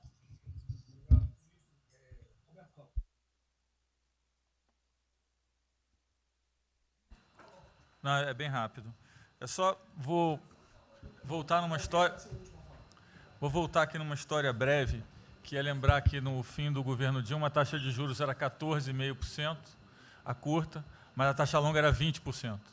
E aí, quando a gente olha o que aconteceu e o que proporcionou a taxa de juros cair, é interessante, porque teve um dia, 18 de agosto, que saiu uma manchete no jornal que todos os elementos apontavam que ia ter o teto de gastos. Naquele dia, a curva de juros longa começou a cair e foi quando depois o presidente do Banco Central anterior começou a cair os juros. Ele caiu os juros até o nível de 6,5%, estabilizou, teve a incerteza das eleições, com a incerteza do PT poder voltar, a taxa piorou. Depois, curiosamente, quando o mercado entendeu que ia ter a Previdência, foi quando abriu espaço para cortar os juros novamente. Então, a razão dos juros ter ido de 14,5%, ou 15%, ou 20% para o que está hoje foi o fato da sociedade, do mercado ter entendido que o governo ia ter disciplina em relação às contas públicas. Isso a gente não pode esquecer. Tá? Se me permite, Roberto, então você está dizendo aí que não só a Selic, bem como a taxa longa, nós devemos basicamente a PEC do teto, é isso? Isso. Estou dizendo exatamente isso. E depois também a Previdência. Então, dito isso, eu acho que é importante a gente passar essa mensagem. Um outro tema só, aí em relação ao plano, 3 pontos só que eu acho importante. A gente tem feito reuniões entre os banqueiros centrais de vários países do mundo quase todas as semanas. E eu acho que tem 3 pontos que são importantes. Primeiro, existe um consenso hoje que o mundo privado está com muito medo de tomar risco. Então, que não vai ter como ter uma saída rápida sem que o governo não entre de alguma forma tomando risco, porque o mundo privado está com medo de tomar risco pelo fator medo, que é o fator que o doutor mencionou, que eu acho que é muito importante. Se amanhã você permitir todo mundo ir no estádio de futebol ver um jogo, será que todo mundo vai sair de casa e vai? Qual é o fator medo? E o fator medo é interessante, porque quanto mais informação você tem, mais medo você tem, porque a mídia joga medo. Então, você tem hoje uma classe mais alta que tem mais medo que a classe mais baixa, exatamente porque eles têm mais acesso à informação e a informação é enviesada. Então, o primeiro ponto é esse tema de tomar risco. O segundo ponto, rápido, é um tema que eu acho que está muito crescendo também, está crescendo bastante, que é a análise, que a gente chama de análise intertemporal. Quando você faz uma ajuda, quando o governo faz um gasto, geralmente acontece 2 coisas. Ou você bota fundo perdido, ou seja, esse gasto não vale nada, e aí vai ter um reflexo na economia, na taxa de juros, ou as pessoas exageram e falam, não, esse gasto vai ser multiplicador. Provavelmente não é nenhuma coisa nem outra. O que eu acho que falta de analisar os gastos do governo é o quanto desse gasto que eu recupero lá na frente, via preservar emprego, via manter uma empresa viva que ia morrer. Então, eu acho que falta análise completa do gasto. O gasto nunca é fundo perdido. Também ele nunca é muito multiplicador, ele é um meio do caminho entre uma coisa e outra. E o que eu acho que falta é a análise de eu vou gastar tanto e esse gasto vai ter essa efetividade. Por exemplo, existe uma percepção do mercado que dinheiro para governador e prefeito é dinheiro jogado fora. Pode ser que seja mentira, mas existe essa percepção hoje. E tem vários vídeos rodando por aí, os senhores devem ter visto, de que o dinheiro vai para a prefeitura e não vai parar, porque vai em bem intangível, que é difícil de controlar. Vai em programa que você nunca tem como monitorar. Então, acho que é importante esse tema de fazer essa análise intertemporal, de ver realmente qual é a eficiência do gasto. E, por último, último ponto, conversando com investidores, a gente tem feito isso, inclusive nós fizemos uma conversa, 2 bancos centrais com investidores, inclusive de infraestrutura, e o problema principal que aparece em toda a conversa no Brasil, do investidor privado, é que, no passado, toda vez que o investidor privado entrou, teve muita sacanagem. O tema da governança é super importante. Então, eu estava conversando com o Marinho, a coisa mais importante desse projeto, na minha opinião, é garantir que a governança é boa, para o investidor privado ter certeza que ele vai estar junto com o governo, ou ele vai estar em grande parte tomando risco, às vezes o governo vai tomar um pouquinho, mas que é uma coisa que ele não precisa se preocupar na frente com a governança. E o jeito de melhorar a governança é colocar agentes internacionais que fazem governança mundial. A gente conversou um pouco sobre isso, é só isso. Obrigado. Obrigado. Ministra Damares, por favor. Marcelo já falou? Não. Ministro, parabéns pela ideia, mas eu preciso lembrar, e eu preciso fazer sempre isso para que a gente não perca o foco, a questão de valores, ministro. Esse governo tem o pilar dos valores. Não se pode construir nada neste governo sem a gente trazer valores. Nós estamos sabendo, e a gente está falando o tempo todo, que nós não seremos mais os mesmos depois dessa pandemia. O mundo não será mais o mesmo, nós não seremos mais o mesmo, e nós vamos ter que fazer uma revisão de políticas públicas no mundo todo e no Brasil. Nós vamos ter que nos reinventar, com certeza. Neste momento, o que nós estamos vendo aqui no nosso comitê? Nós estamos buscando dados e não estamos encontrando dados. Nós recebemos um governo que não tinha dados, os dados que nós tínhamos eram falsos, mentirosos, um Brasil de achismo, um Brasil de talvez, eu acho que talvez sim, talvez não. Políticas públicas construídas até agora nessa nação em cima de talvez e de achismo. Nós vamos ter que rever muita coisa. É um país plural. Quando a gente foi buscar os povos tradicionais agora para a gente construir o enfrentamento ao coronavírus, nós descobrimos, ministros, que nós temos 1.300.000 ucranianos no Brasil e ninguém nunca falou de ucranianos para nós no Brasil, com a sua cultura totalmente preservada no Brasil. Nós estamos com 1.500.000 ciganos e eu falava de 1.300.000 e são 1.500.000 ciganos. Nós estamos... Então, presidente, nós vamos ter que rever muita coisa na aplicação das nossas políticas públicas no Brasil. Os nossos seringueiros são em números maiores do que a gente imagina no Brasil. Então, tudo que nós formos construir, nós vamos ter que ver, ministro, a questão dos valores também. Os nossos quilombos estão crescendo e os meninos estão nascendo nos quilombos e seus valores estão lá. Então, tudo vai ter que ver a questão dos valores. E quando eu falo valores, ministro, eu quero dizer para o senhor, nós estamos com quase 80.000 idosos em abrigos no Brasil. Eu me surpreendi com números. Nós estamos com quase 60.000 crianças em abrigos no Brasil. Os números estão me surpreendendo. E eu estou com um número absurdo de mulheres também em busca de abrigos por causa de violência. Então, tudo isso tem que vir para este pacote. Nós vamos ter que fazer algumas revisões de políticas públicas no Brasil. Então, por favor, ministro, coloque aí a questão de valores. E quando eu falo valores, aí eu quero olhar para o nosso novo ministro aqui da Saúde e dizer, ministro, valores estão lá no seu ministério também. Neste momento de pandemia, a gente está vendo aí a palhaçada do STF trazer o aborto de novo para a pauta. E lá estava a questão de as mulheres que são vítimas do Zika vírus vão abortar. E agora vem no coronavírus. Será que vão querer liberar que todos que tiveram coronavírus poderão abortar no Brasil? Vão liberar geral? O seu ministério, ministro, está lotado de feminista que tem uma pauta única, que é a liberação de aborto. Quero te lembrar, ministro, que está chegando agora, este governo é um governo pró-vida, é um governo pró-família. Então, por favor. E aí, quando a gente fala de valores, ministro, quero dizer que nós estávamos, sim, no caminho certo. A gente não precisa reinventar muita coisa, não. E eu quero citar aqui o exemplo da política indigenista, como este governo estava construindo. Todo mundo começou a dizer, a esquerda começou a falar, que o coronavírus iria dizimar os povos indígenas no Brasil. O primeiro óbito, dia 12 de abril, sabe o que é isso? A forma como nós estávamos conduzindo a política indígena no Brasil. Primeiro óbito, dia 12 de abril. E eu fui lá para a Amazônia, em Roraima, junto com o presidente da FUNAI e o secretário nacional de saúde indígena, para acompanhar o primeiro óbito.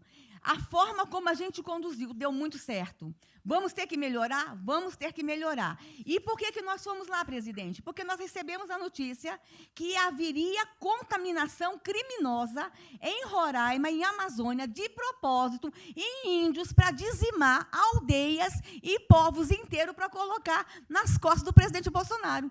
Eu tive que ir para lá com o presidente da FUNAI e me reuni com os generais da região e o superintendente da Polícia Federal para a gente fazer uma ação ali meio que sigilosa, porque eles precisavam matar mais índio para dizer que a nossa política não estava dando certo.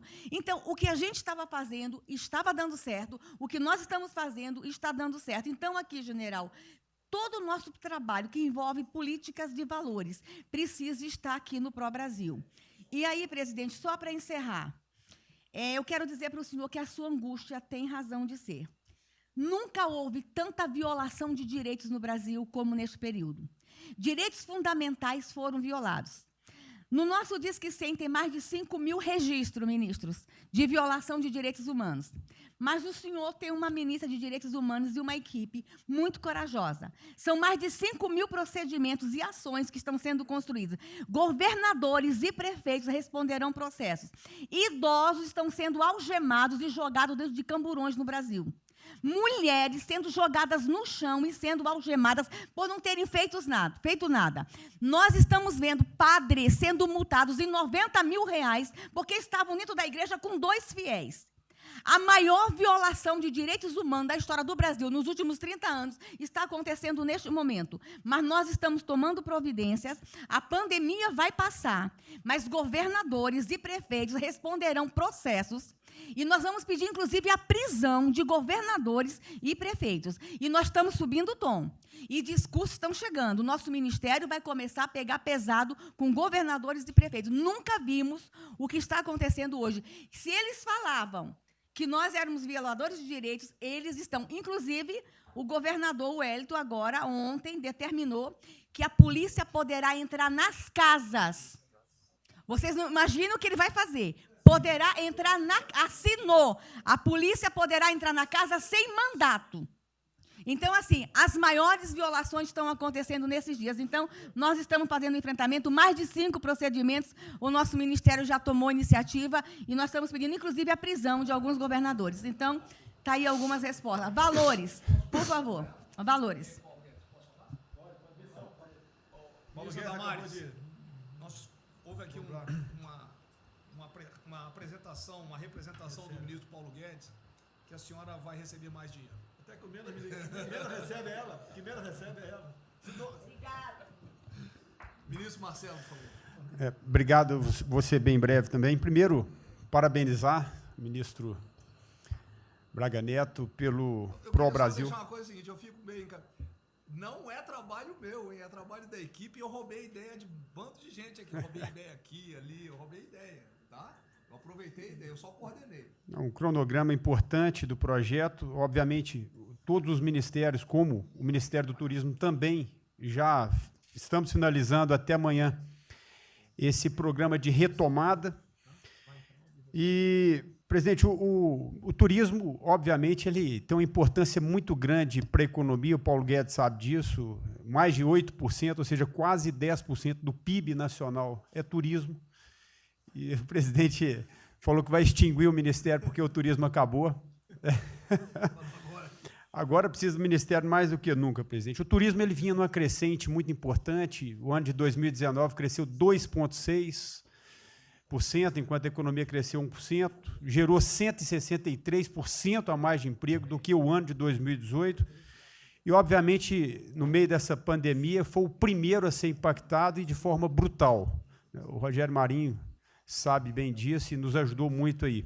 Quero aproveitar para agradecer o Paulo Guedes, o Marinho também nos ajudou muito nesse processo, de contemplar, ou seja, de ter um plano de ação que viesse evitar o desmonte do setor do turismo, porque grande parte das empresas do turismo passou de um fluxo de caixa de 100 para 0 de um dia para o outro. Então, ações como a suspensão de contrato de trabalho, o ministro Moro também, agradeço, teve uma ação fundamental para o setor, que foi uma medida provisória que contemplasse ambas as partes, tanto o consumidor quanto as empresas, através da Senacom, o que impediu judicializações em massa, porque aquela pessoa que comprou o ingresso de um show ou um pacote turístico, ela, se fosse para cima das empresas ainda para pedir o reembolso de imediato, isso seria catastrófico, geraria mais desemprego ainda. Então, essa medida provisória garantiu que as empresas pudessem ter um fôlego, um prazo aí de até 12 meses para fazer esse reembolso. Um terceiro ponto foi a questão dos créditos, que está terminando de ser fechado junto ao BNDES. Agradeço muito aí também o Montesano, a Caixa Econômica também, o Pedro, o ministro Paulo Guedes, que o entrave maior estava na questão das garantias, mas a gente está conseguindo finalizar esse modelo de crédito para contemplar a todos, desde o MEI ao micro, pequeno, o médio, o grande empresário no Brasil do setor turismo. O setor, presidente, ficou muito feliz, se sentindo contemplado com todas essas ações e medidas por parte do governo federal. Então, o setor do turismo no Brasil fizeram cartas com as principais associações agradecendo a postura do governo federal em relação a isso. Eu quero, presidente, falar um assunto aqui que talvez seja muito polêmico, mas eu acho que é importante esse debate nesse momento. Aí eu falo também para a ministra Damares, que eu sei que é uma pauta muito sensível também a ela, que é a questão, presidente, porque o Ministério do Turismo agora tem que ter um planejamento, um plano de atração de investimentos, que é o que gera emprego, renda, é o que ajuda, obviamente, a economia do Brasil. E, para isso, presidente, eu acredito que é um momento propício, nesse planejamento da retomada, discutir os resorts integrados. Não é legalização de jogos, não é bingo, não é caça-níquel, são resorts integrados. Obviamente, presidente, uma pauta que precisa de ser construída, a Damares está olhando com cara feia para mim, uma pauta que precisa de ser construída com as bancadas da Câmara, tanto a evangélica quanto a católica, mostrando ou desmistificando vários mitos que giram em torno disso. Não sei se o ministro Paulo Guedes concorda. Nós temos a possibilidade de atrair pelo menos 40 bilhões de dólares para o Brasil só de outorgas, de investimentos imediatos com essa pauta. Mas o que precisa ser feito, presidente, é realmente desmistificar a questão de evasão de divisas, de lavagem de dinheiro, de tráfico de drogas, e, para isso, eu sugeriria que, nesse debate, pudéssemos contar com o Ministério da Justiça, através da Polícia Federal, o Ministério Público na mesa, a Receita Federal, os órgãos de controle, mas, obviamente, presidente, uma pauta que só levaríamos para frente se a gente conseguir pacificar ou nos fazer entender pelas bancadas evangélicas, pela bancada católica, para que não haja uma distorção na comunicação disso. Tem que ser um projeto muito bem feito, que eu acredito que pode ser, aí, nesse processo da retomada, uma grande oportunidade para o Brasil atrair grandes complexos, dos quais apenas 3% são utilizados para os cassinos. E outra, isso não tem impacto diretamente nenhum na família dos trabalhadores brasileiros. Pacto com o diabo. Não, não é bem assim, não. Vou ter que começar a desmistificar para a Damares aqui, estou vendo isso. Então, presidente, aqui não estou dizendo que a gente tem que colocar isso como um projeto de governo, obviamente, mas abrir esse debate em torno dos resorts integrados. Propõe a data, a gente reúne os ministérios, tá bom. A gente conversa. E, para finalizar, presidente, o ministro Nelson, prazer estar aqui com o senhor a primeira vez. A gente fez um projeto muito bem elaborado, né, dentro do âmbito do Comitê de Operações, que visa fazer com que os hotéis possam abrigar os profissionais de saúde, e só os profissionais de saúde. A questão anterior do Ministério, por 2 vezes eu mandei a mensagem, não se manifestou, não se interessou, mas eu acredito que é um projeto que pode, sobretudo, trazer para o governo federal uma boa visibilidade com essa preocupação de quem está na linha de frente do combate, que são os profissionais de saúde. Visando 2 coisas, eu já vou terminar, que é, primeiro, melhorar essa logística do profissional de saúde, que sempre tem um hotel próximo ao hospital, aos hospitais, e também a preservação da família desses profissionais, mostrando, obviamente, a sensibilidade do presidente Jair Bolsonaro na preocupação com essas vidas desses profissionais. Obrigado, ministro. Tem uma reunião, que dia que é a reunião? Parece que é hoje, às 16 horas. Hoje, então. Já tem uma reunião marcada para a gente discutir isso aí. Tá bom. Obrigado. Saúde e turismo. A gente definir. Penúltimo debatedor, ministro Weintraub. Obrigado. Tem 3 anos que eu... Fui claro no penúltimo. Muito obrigado. Tem 3 anos que, através do Onix, eu conheci o presidente. Nesses 3 anos, eu não pedi uma única conselho, não tentei promover minha carreira, me ferrei na física, ameaça de morte na universidade, e o que me fez, naquele momento, embarcar junto, era a luta pela liberdade. Eu não quero ser escravo nesse país. E acabar com essa porcaria que é Brasília. Isso daqui é um cancro de corrupção, de privilégio. Eu tinha uma visão extremamente negativa de Brasília. Brasília é muito pior do que eu podia imaginar. As pessoas aqui perdem a percepção, a empatia, a relação com o povo. Se sentem inexpugnáveis.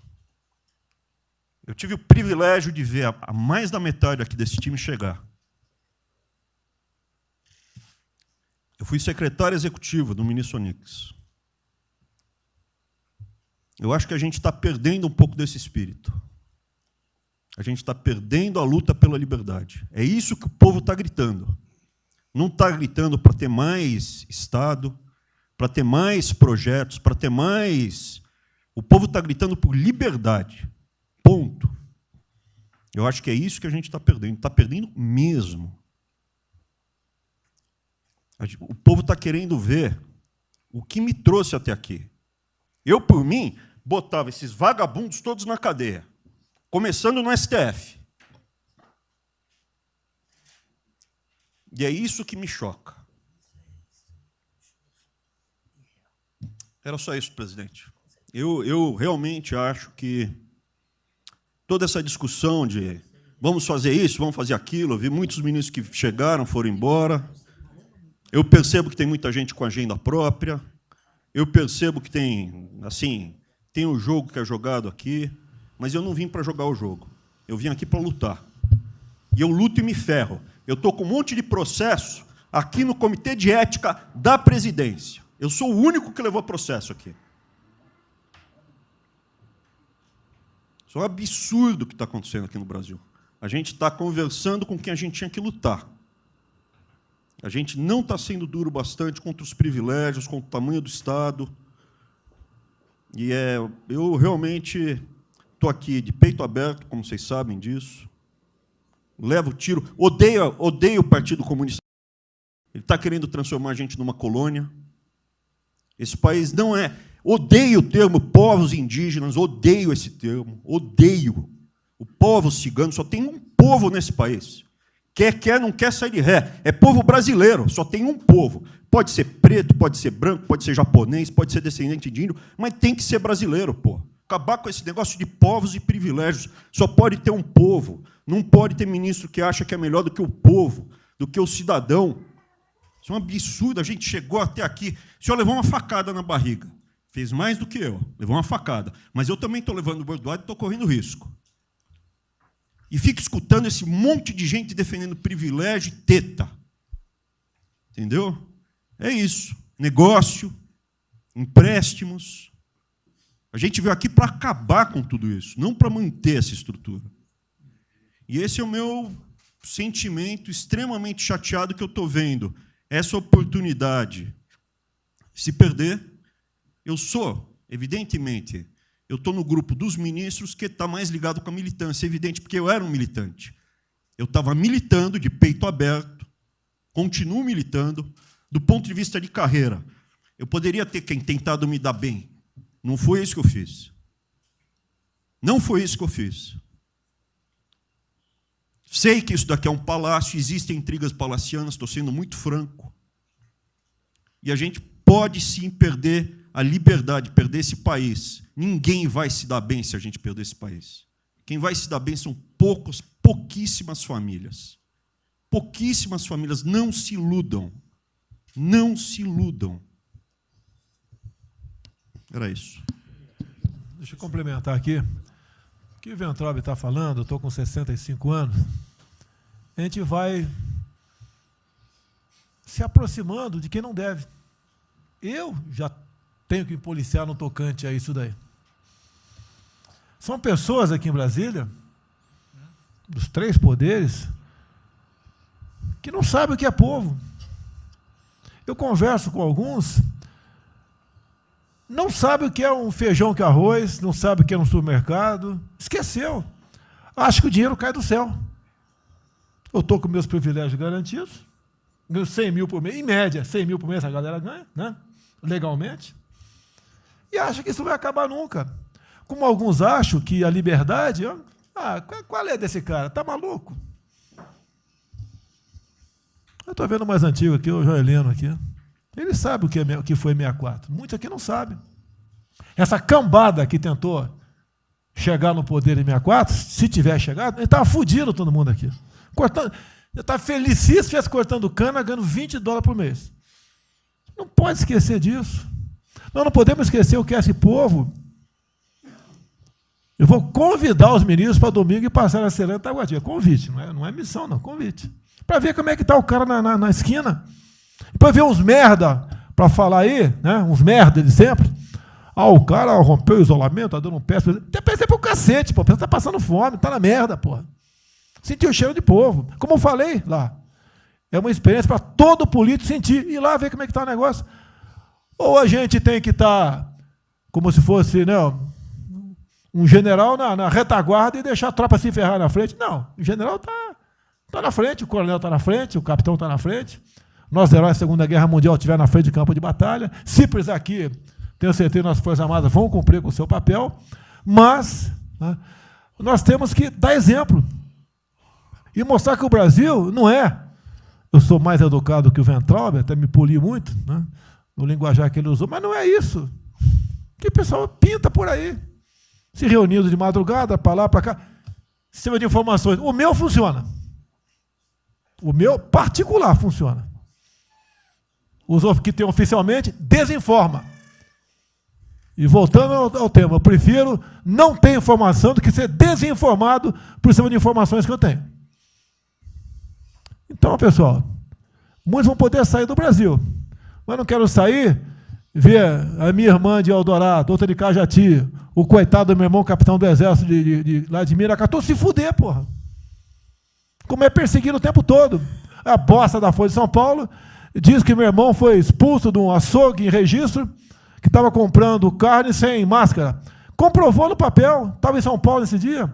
O dono do restaurante, do açougue, falou que não estava lá.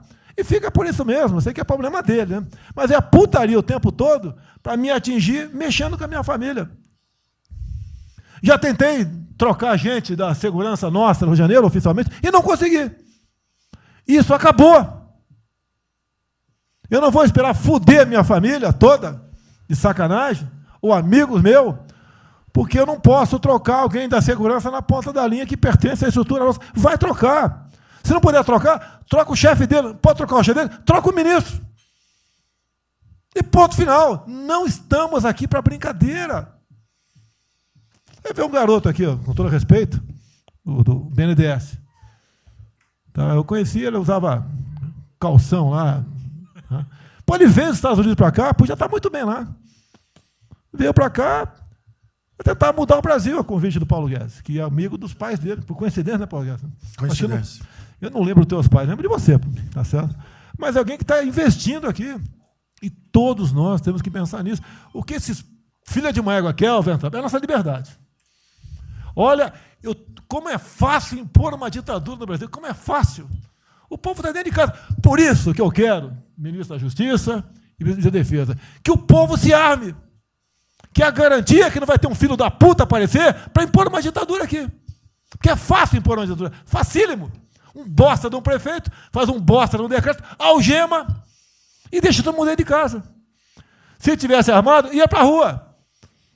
E se eu fosse ditador, né, eu queria desarmar a população, como todos fizeram no passado, quando queriam, antes de impor a sua respectiva ditadura. Aí, que a demonstração nossa, eu peço ao Fernando e ao Moro, que por favor assine essa portaria hoje, que eu quero dar um puta de um recado para esses bosta. Por que eu estou armando o povo? Porque eu não quero uma ditadura. E não dá para segurar mais. Não dá para segurar mais. Quem não aceitar as minhas bandeiras, Damares, família, Deus, Brasil, armamento, liberdade de expressão, livre mercado, quem não aceitar isso está no governo errado. Esperem para 22, né, o senhor Álvaro Dias, espere o Alckmin, espere o Haddad, ou talvez o Lula, né? E vai ser feliz com eles, pô. No meu governo está errado. É escancarar a questão do armamento aqui. Eu quero todo mundo armado. Que povo armado jamais será escravizado. E que cada um faça, exerça o teu papel, se exponha. Aqui eu já falei, pede o ministério a quem for elogiado, pela Folha, pelo Globo, pelo antagonista. Tá? Então tem certos blogs que só tem notícia boa de ministro, não sei como. O presidente é uma porrada, mas o ministro é elogiado. A gente vê por aí, o governo está, o ministério está indo bem, apesar do presidente. Mas pra puta que eu pariu, porra. Eu que escalei o time, porra. Trocamos 5, espero não trocar mais ninguém, espero. Mas nós temos que, na linha do Van Traub, de forma mais educada um pouquinho, tá? Se preocupar com isso. O que os caras querem é a nossa hemorroida, é a nossa liberdade. Isso é uma verdade.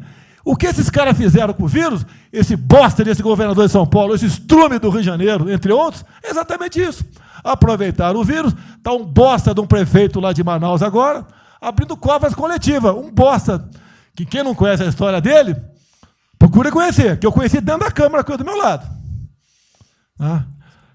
E nós sabemos a ideologia dele e o que ele prega. E que ele sempre foi. O que está aproveitando agora um clima desse para levar o terror no Brasil. Ah. Então, pessoal, por favor, se preocupe, que é de mais importante que a vida de cada um de vocês, que é a sua liberdade. Come preso não vale porra nenhuma. Bom, presidente, esses valores e esses princípios, e o alerta aí do Weintraub é válido também, como sua evocação, é que realmente nós estamos todos aqui por esses valores. Nós estamos aqui por esses valores. Nós não podemos nos esquecer disso.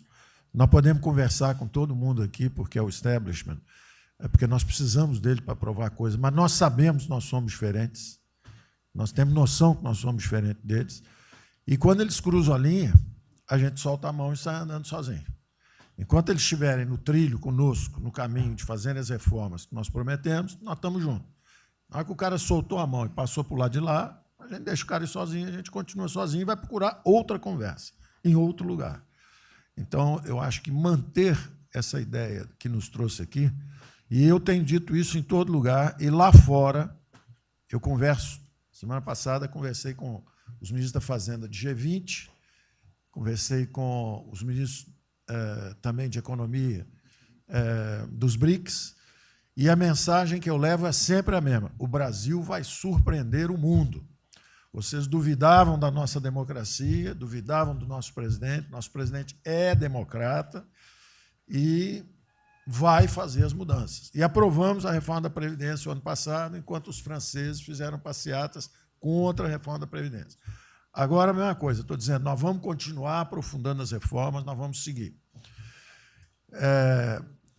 Eu conheço todas as histórias de reconstrução por profissão, obrigado a estudar isso, a reconstrução da Alemanha na Segunda Guerra, na Primeira Guerra com o Schatz, na Segunda Guerra com o Ludwig Erhard, a reconstrução da economia do Chile com os caras de Chicago, o caso da fusão das duas Alemanhas, eu conheço profundamente, no detalhe, não é de ouvir falar, é de ler 8 livros sobre cada reconstrução dessa.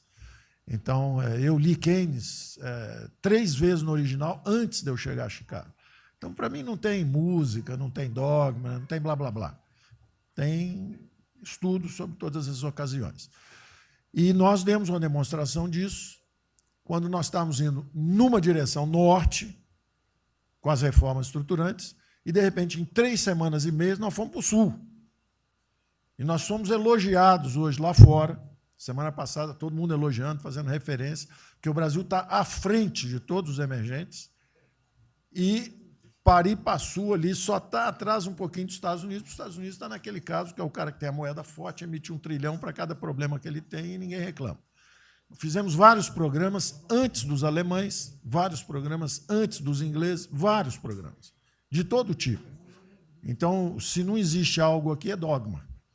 Existe capacidade de trabalho com um grupo extraordinário que eu tenho. Então, nós atacamos em todas as direções. Primeiro, o campus foi lá e reduziu os compulsórios em 200 bilhões. Logo depois, nós não tínhamos espaço constitucional, fizemos antecipações de benefícios e diferimento de impostos, porque não tinha espaço constitucional.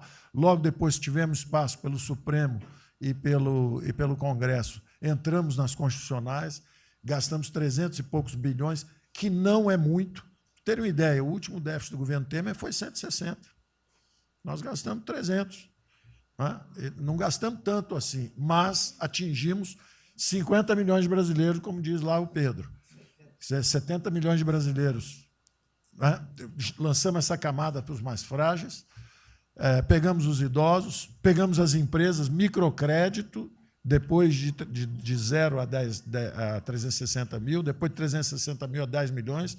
Montamos um comitê de bancos, estamos lá com o Montesano agora fazendo justamente a reestruturação. Não vai ter molezinha para a empresa aérea, para nada disso. É dinheiro que nós vamos botar usando a melhor tecnologia financeira lá de fora. Nós vamos botar dinheiro, vai dar certo e nós vamos ganhar dinheiro.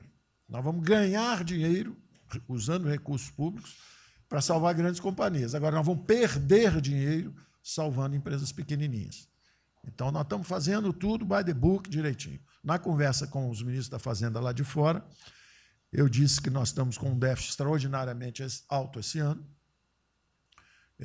da mesma forma que eles, está todo mundo na mesma direção, só que nós caímos no chão, está uma confusão, tiro, porrada e bomba, mas nós não perdemos a bússola. A gente cai, levanta e sabe para onde nós temos que ir. Nós não vamos perder a bússola. Nós sabemos dos valores, sabemos dos princípios, sabemos o que nós estamos defendendo. Nós estamos defendendo liberdade, liberdade econômica, liberdade política.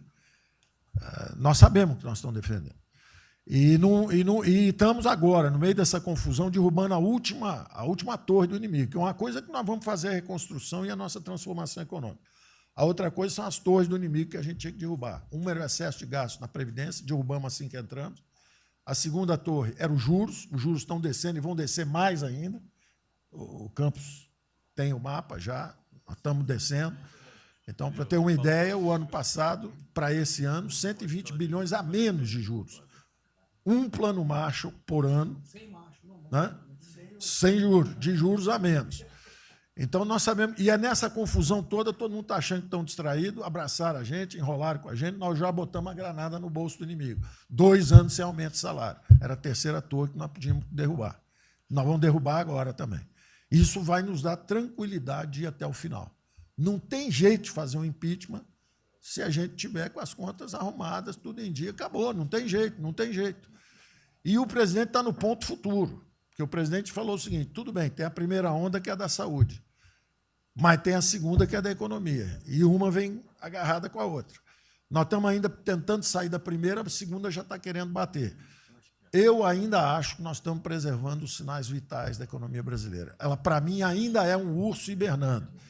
Você baixa sua energia para zero, consumo de energia para quase zero, só respira, mas quando você sai da gruta, você sai para comer o primeiro bicho que passar, você tem força. Nós não podemos deixar isso graças à super safra da nossa Tereza, à logística do Tarcísio, a comida está chegando, as exportações estão seguindo, a China é aquele cara que você sabe que você tem que aguentar, porque, para vocês terem uma ideia, para cada $1 que o Brasil exporta para os Estados Unidos, exporta 3 para a China. Você sabe que ele é diferente de você, você sabe que geopoliticamente você está do lado de cá. Agora, você sabe o seguinte, não deixa jogar fora aquilo ali não, porque aquilo ali é comida nossa, nós estamos exportando para aqueles caras. Não vamos vender para eles, ponto crítico nosso, mas vamos vender a nossa soja para eles, isso a gente pode vender à vontade, eles precisam comer, A Índia também vai precisar comer, vai ser o trading da água, eles vão dizer que é a melhor trading da água. Outro dia alguém comentou comigo, acho que foi o Campos, não foi, Campos? Foi. É o trading da água, quer dizer, os caras precisam de alimento, não tem água, nós temos muito mais água do que eles têm, então eles vão ter que abrir mão da agricultura para fazer outras coisas e nós vamos poder exportar para eles também. Então, nós temos um mapa de voo bom, nós temos uma equipe jovem, preparada, todo mundo trabalhando juntos, e nós não vamos perder o rumo, nós não podemos perder o rumo. Então, vai ter muita conversa, vamos para cá, vamos para lá, vamos fazer isso, vamos fazer aquilo, não vamos perder o rumo, não. Pode dar vestimento, bota peruca loura, passa batom vermelho, faz uma opção de coisa que for necessário politicamente, mas não vão perder o rumo econômico, não, nós sabemos onde nós estamos indo. Então, eu estou só dando uma mensagem de tranquilidade para todo mundo aqui, que é o seguinte, nós estamos fazendo nada exótico, dogmático, nada disso. Nós estamos indo numa direção, fizemos o que o mundo inteiro fez, em 3 semanas e meia, nós fizemos o que o mundo inteiro fez, só que nós não vamos perder o rumo, não. Nós sabemos para onde nós vamos voltar já já, tá certo? E se o mundo for diferente, nós vamos ter capacidade de adaptação. Por exemplo, eu já tenho conversado com o ministro da Defesa, já conversamos algumas vezes, quantos 200 mil, 300 mil, quantos jovens aprendizes nós podemos absorver nos quartéis brasileiros? 1 milhão?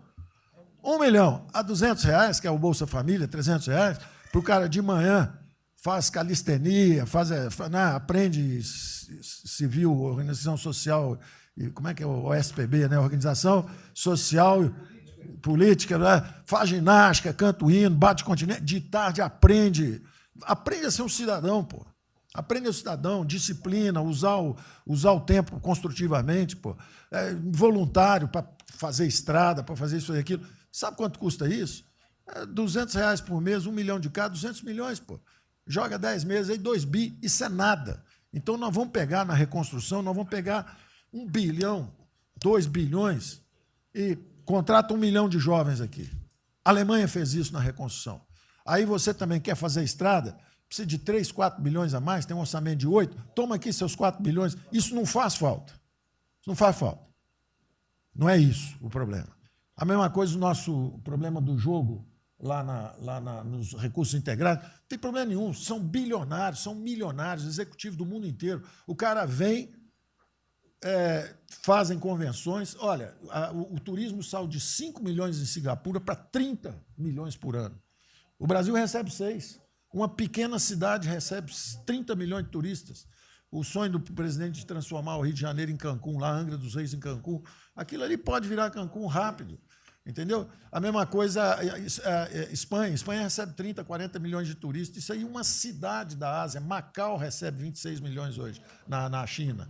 Só por causa desse negócio. É um centro de negócio. É só maior de idade. O cara entra, deixa a grana lá que ele ganhou anteontem, ele deixa aquilo lá, bebe, sai feliz da vida. Aquilo ali não atrapalha ninguém. Aquilo não atrapalha ninguém. Deixa cada um se fuder. Ô, Damares, deixa cada um. Damares, o presidente fala em liberdade. Deixa cada um se fuder do jeito que quiser. Principalmente se o cara é maior, vacinado e bilionário. Deixa o cara se fuder, pô. Lá não entra nenhum brasileirinho. Não entra nenhum brasileirinho desprotegido. Se a CGU tiver como controlar a entrada e a saída do dinheiro. Isso, então vamos lá. Se não tiver como lavar dinheiro sujo. Então, só para terminar as observações também finais ali, o Campos falou 2 coisas também interessantes. Então, o Campos falou 2 coisas interessantes ali. Uma é o seguinte: o estrangeiro, para vir para fazer os investimentos, eu recebi um embaixador, já reportei isso para o presidente, eu recebi um embaixador dos Estados Unidos e ele veio conversar conosco. E a mensagem maior dele era uma só. Assim, olha, nós queremos um bom ambiente de negócio. Nós vamos colocar centenas de bilhões de dólares aqui. O mundo inteiro quer investir no Brasil. Agora, nós precisamos de um bom ambiente de negócio. Simplificação de impostos, segurança jurídica, coisa desse tipo. Não é? Então, o secretário do Comércio americano, que é o Wilbur Ross, o cara me disse o seguinte: eu só tenho um conselho para vocês. Vamos aderir ao GPA, é o General Purchasing Agreement, que é o seguinte, é um acordo, nós com a entrada na OECD, nós assinamos esse acordo, e esse acordo diz o seguinte: não pode haver nenhuma compra governamental sem transparência. Acabou. Então, basta a gente fazer isso, quer dizer, vai fazer concorrência para concessão, privatização. Então, nós já estamos na pista certa, já estamos indo na direção certa. Só uma informação sobre isso aí. Eu fiz uma reunião com o pessoal da OCDE essa semana agora, foi semana passada, né? Semana passada, falando do nosso interesse, eles falaram que assim, já nos consideram da OCDE. Sim. Tá? Então, os ministérios, estou falando isso porque vários ministérios têm uma pauta a cumprir. Sim. Vamos continuar nisso porque vamos dizer, a impressão foi excepcional. Ministro, só um dado aqui da OCDE. Só um dado aqui, rapidamente da OCDE. O presidente falou que estamos com o apoio do Trump. Não, o embaixador disse isso. O embaixador disse: nós não podemos perder a oportunidade do presidente estar tão próximo ao Trump. Os nossos 2 presidentes estão próximos. Nós não podemos perder essa oportunidade. O presidente da OCDE disse que realmente o Trump, os Estados Unidos, que era, vamos dizer assim, tinha uma certa objeção, agora já está favorável. Isso é real. Ministro, é só um dado. A OCDE, 90% dos países que hoje integram a OCDE já contam com os resorts integrados. E os outros 10% é porque são muçulmanos. Por isso que não estão. 88% tem um ensino domiciliar. Então, a gente vai entrar com a MP hoje lá, tá? Homeschooling. Só uma informação. Ontem eu tive o G20 da agricultura. Ontem foi o dia do G20 da agricultura. Tem uma nova ordem, vai ter, depois do coronavírus, e muitos países vão colocar regras para ter estoque novamente, que eu acho que não é o nosso caso. Mas, enfim, nós precisamos ter acesso a mercados, enfim. Mas nós precisamos incentivar o trigo. É o único produto que o Brasil não é autossuficiente. O resto, presidente, se amanhã quiser fechar... Nós temos 2 milhões... Não, nós temos 2 milhões, no Sul também, mas nós temos 2 milhões de hectares ali no Matopiba, prontos, inclusive, com a Embrapa, com variedades super produtivas para poder investir lá. Precisa de dinheiro. E uma última coisa... Não, dinheiro que volta, financiamento. O que nós precisamos é baixar os juros. A agricultura não aguenta 9% de juros, é muito alto para ela. Tá. O Banco do Brasil não fala nada, não? O Banco do Brasil não é tatu nem cobra. O Banco do Brasil não é tatu nem cobra, porque ele não é privado nem público. Então, se for apertar o Rubem, coitado, ele é super liberal. Mas se apertar ele e falar, bota o juro baixo, ele, não posso, senão a turma, os privados, meus minoritários, me apertam.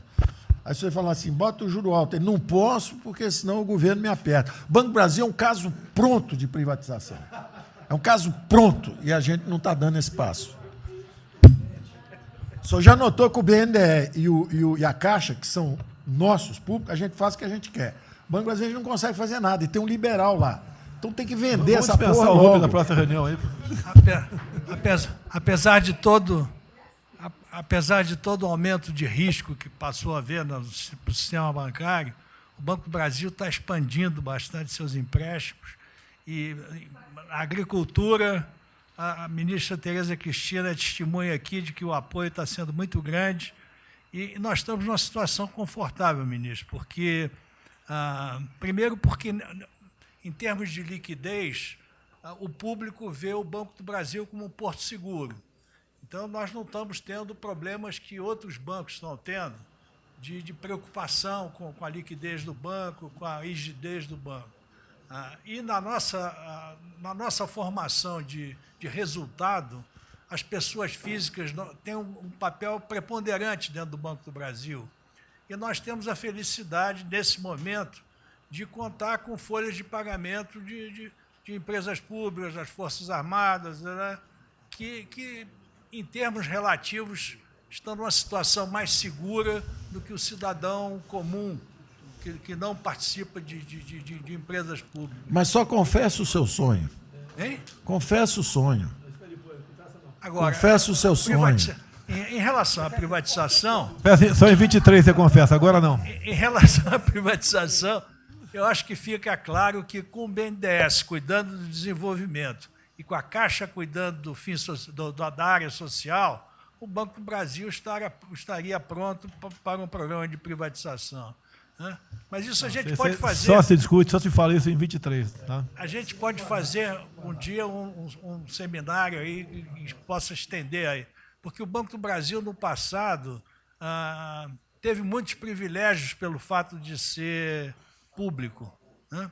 As folhas de pagamento vinham naturalmente para o Banco do Brasil ou para a Caixa. A administração dos depósitos judiciais eram sempre do Banco do Brasil e da Caixa. Hoje isso tudo é processo de concorrência. Nós temos que pagar muito caro por esses antigos privilégios que não são mais privilégios. E fica só o lado ruim de ser estatal, pesando no Banco do Brasil. Quer dizer, a gente não tem a mesma facilidade de contratação, a gente não tem a mesma facilidade de demissão de maus funcionários e vai por diante. Quer dizer, tudo tem que submeter ao governo, tem o Tribunal de Contas travando tudo. Né? O Tribunal de Contas, hoje em dia, é uma usina de terror. Quer dizer, se a gente faz alguma coisa, está arriscado ir para a cadeia. Se não faz, é processado por inação. Né? Você não tomou as providências que tinha que ter tomado. Então virou um terror isso. Né? Se ficar, o bicho pega, se correr, o bicho come.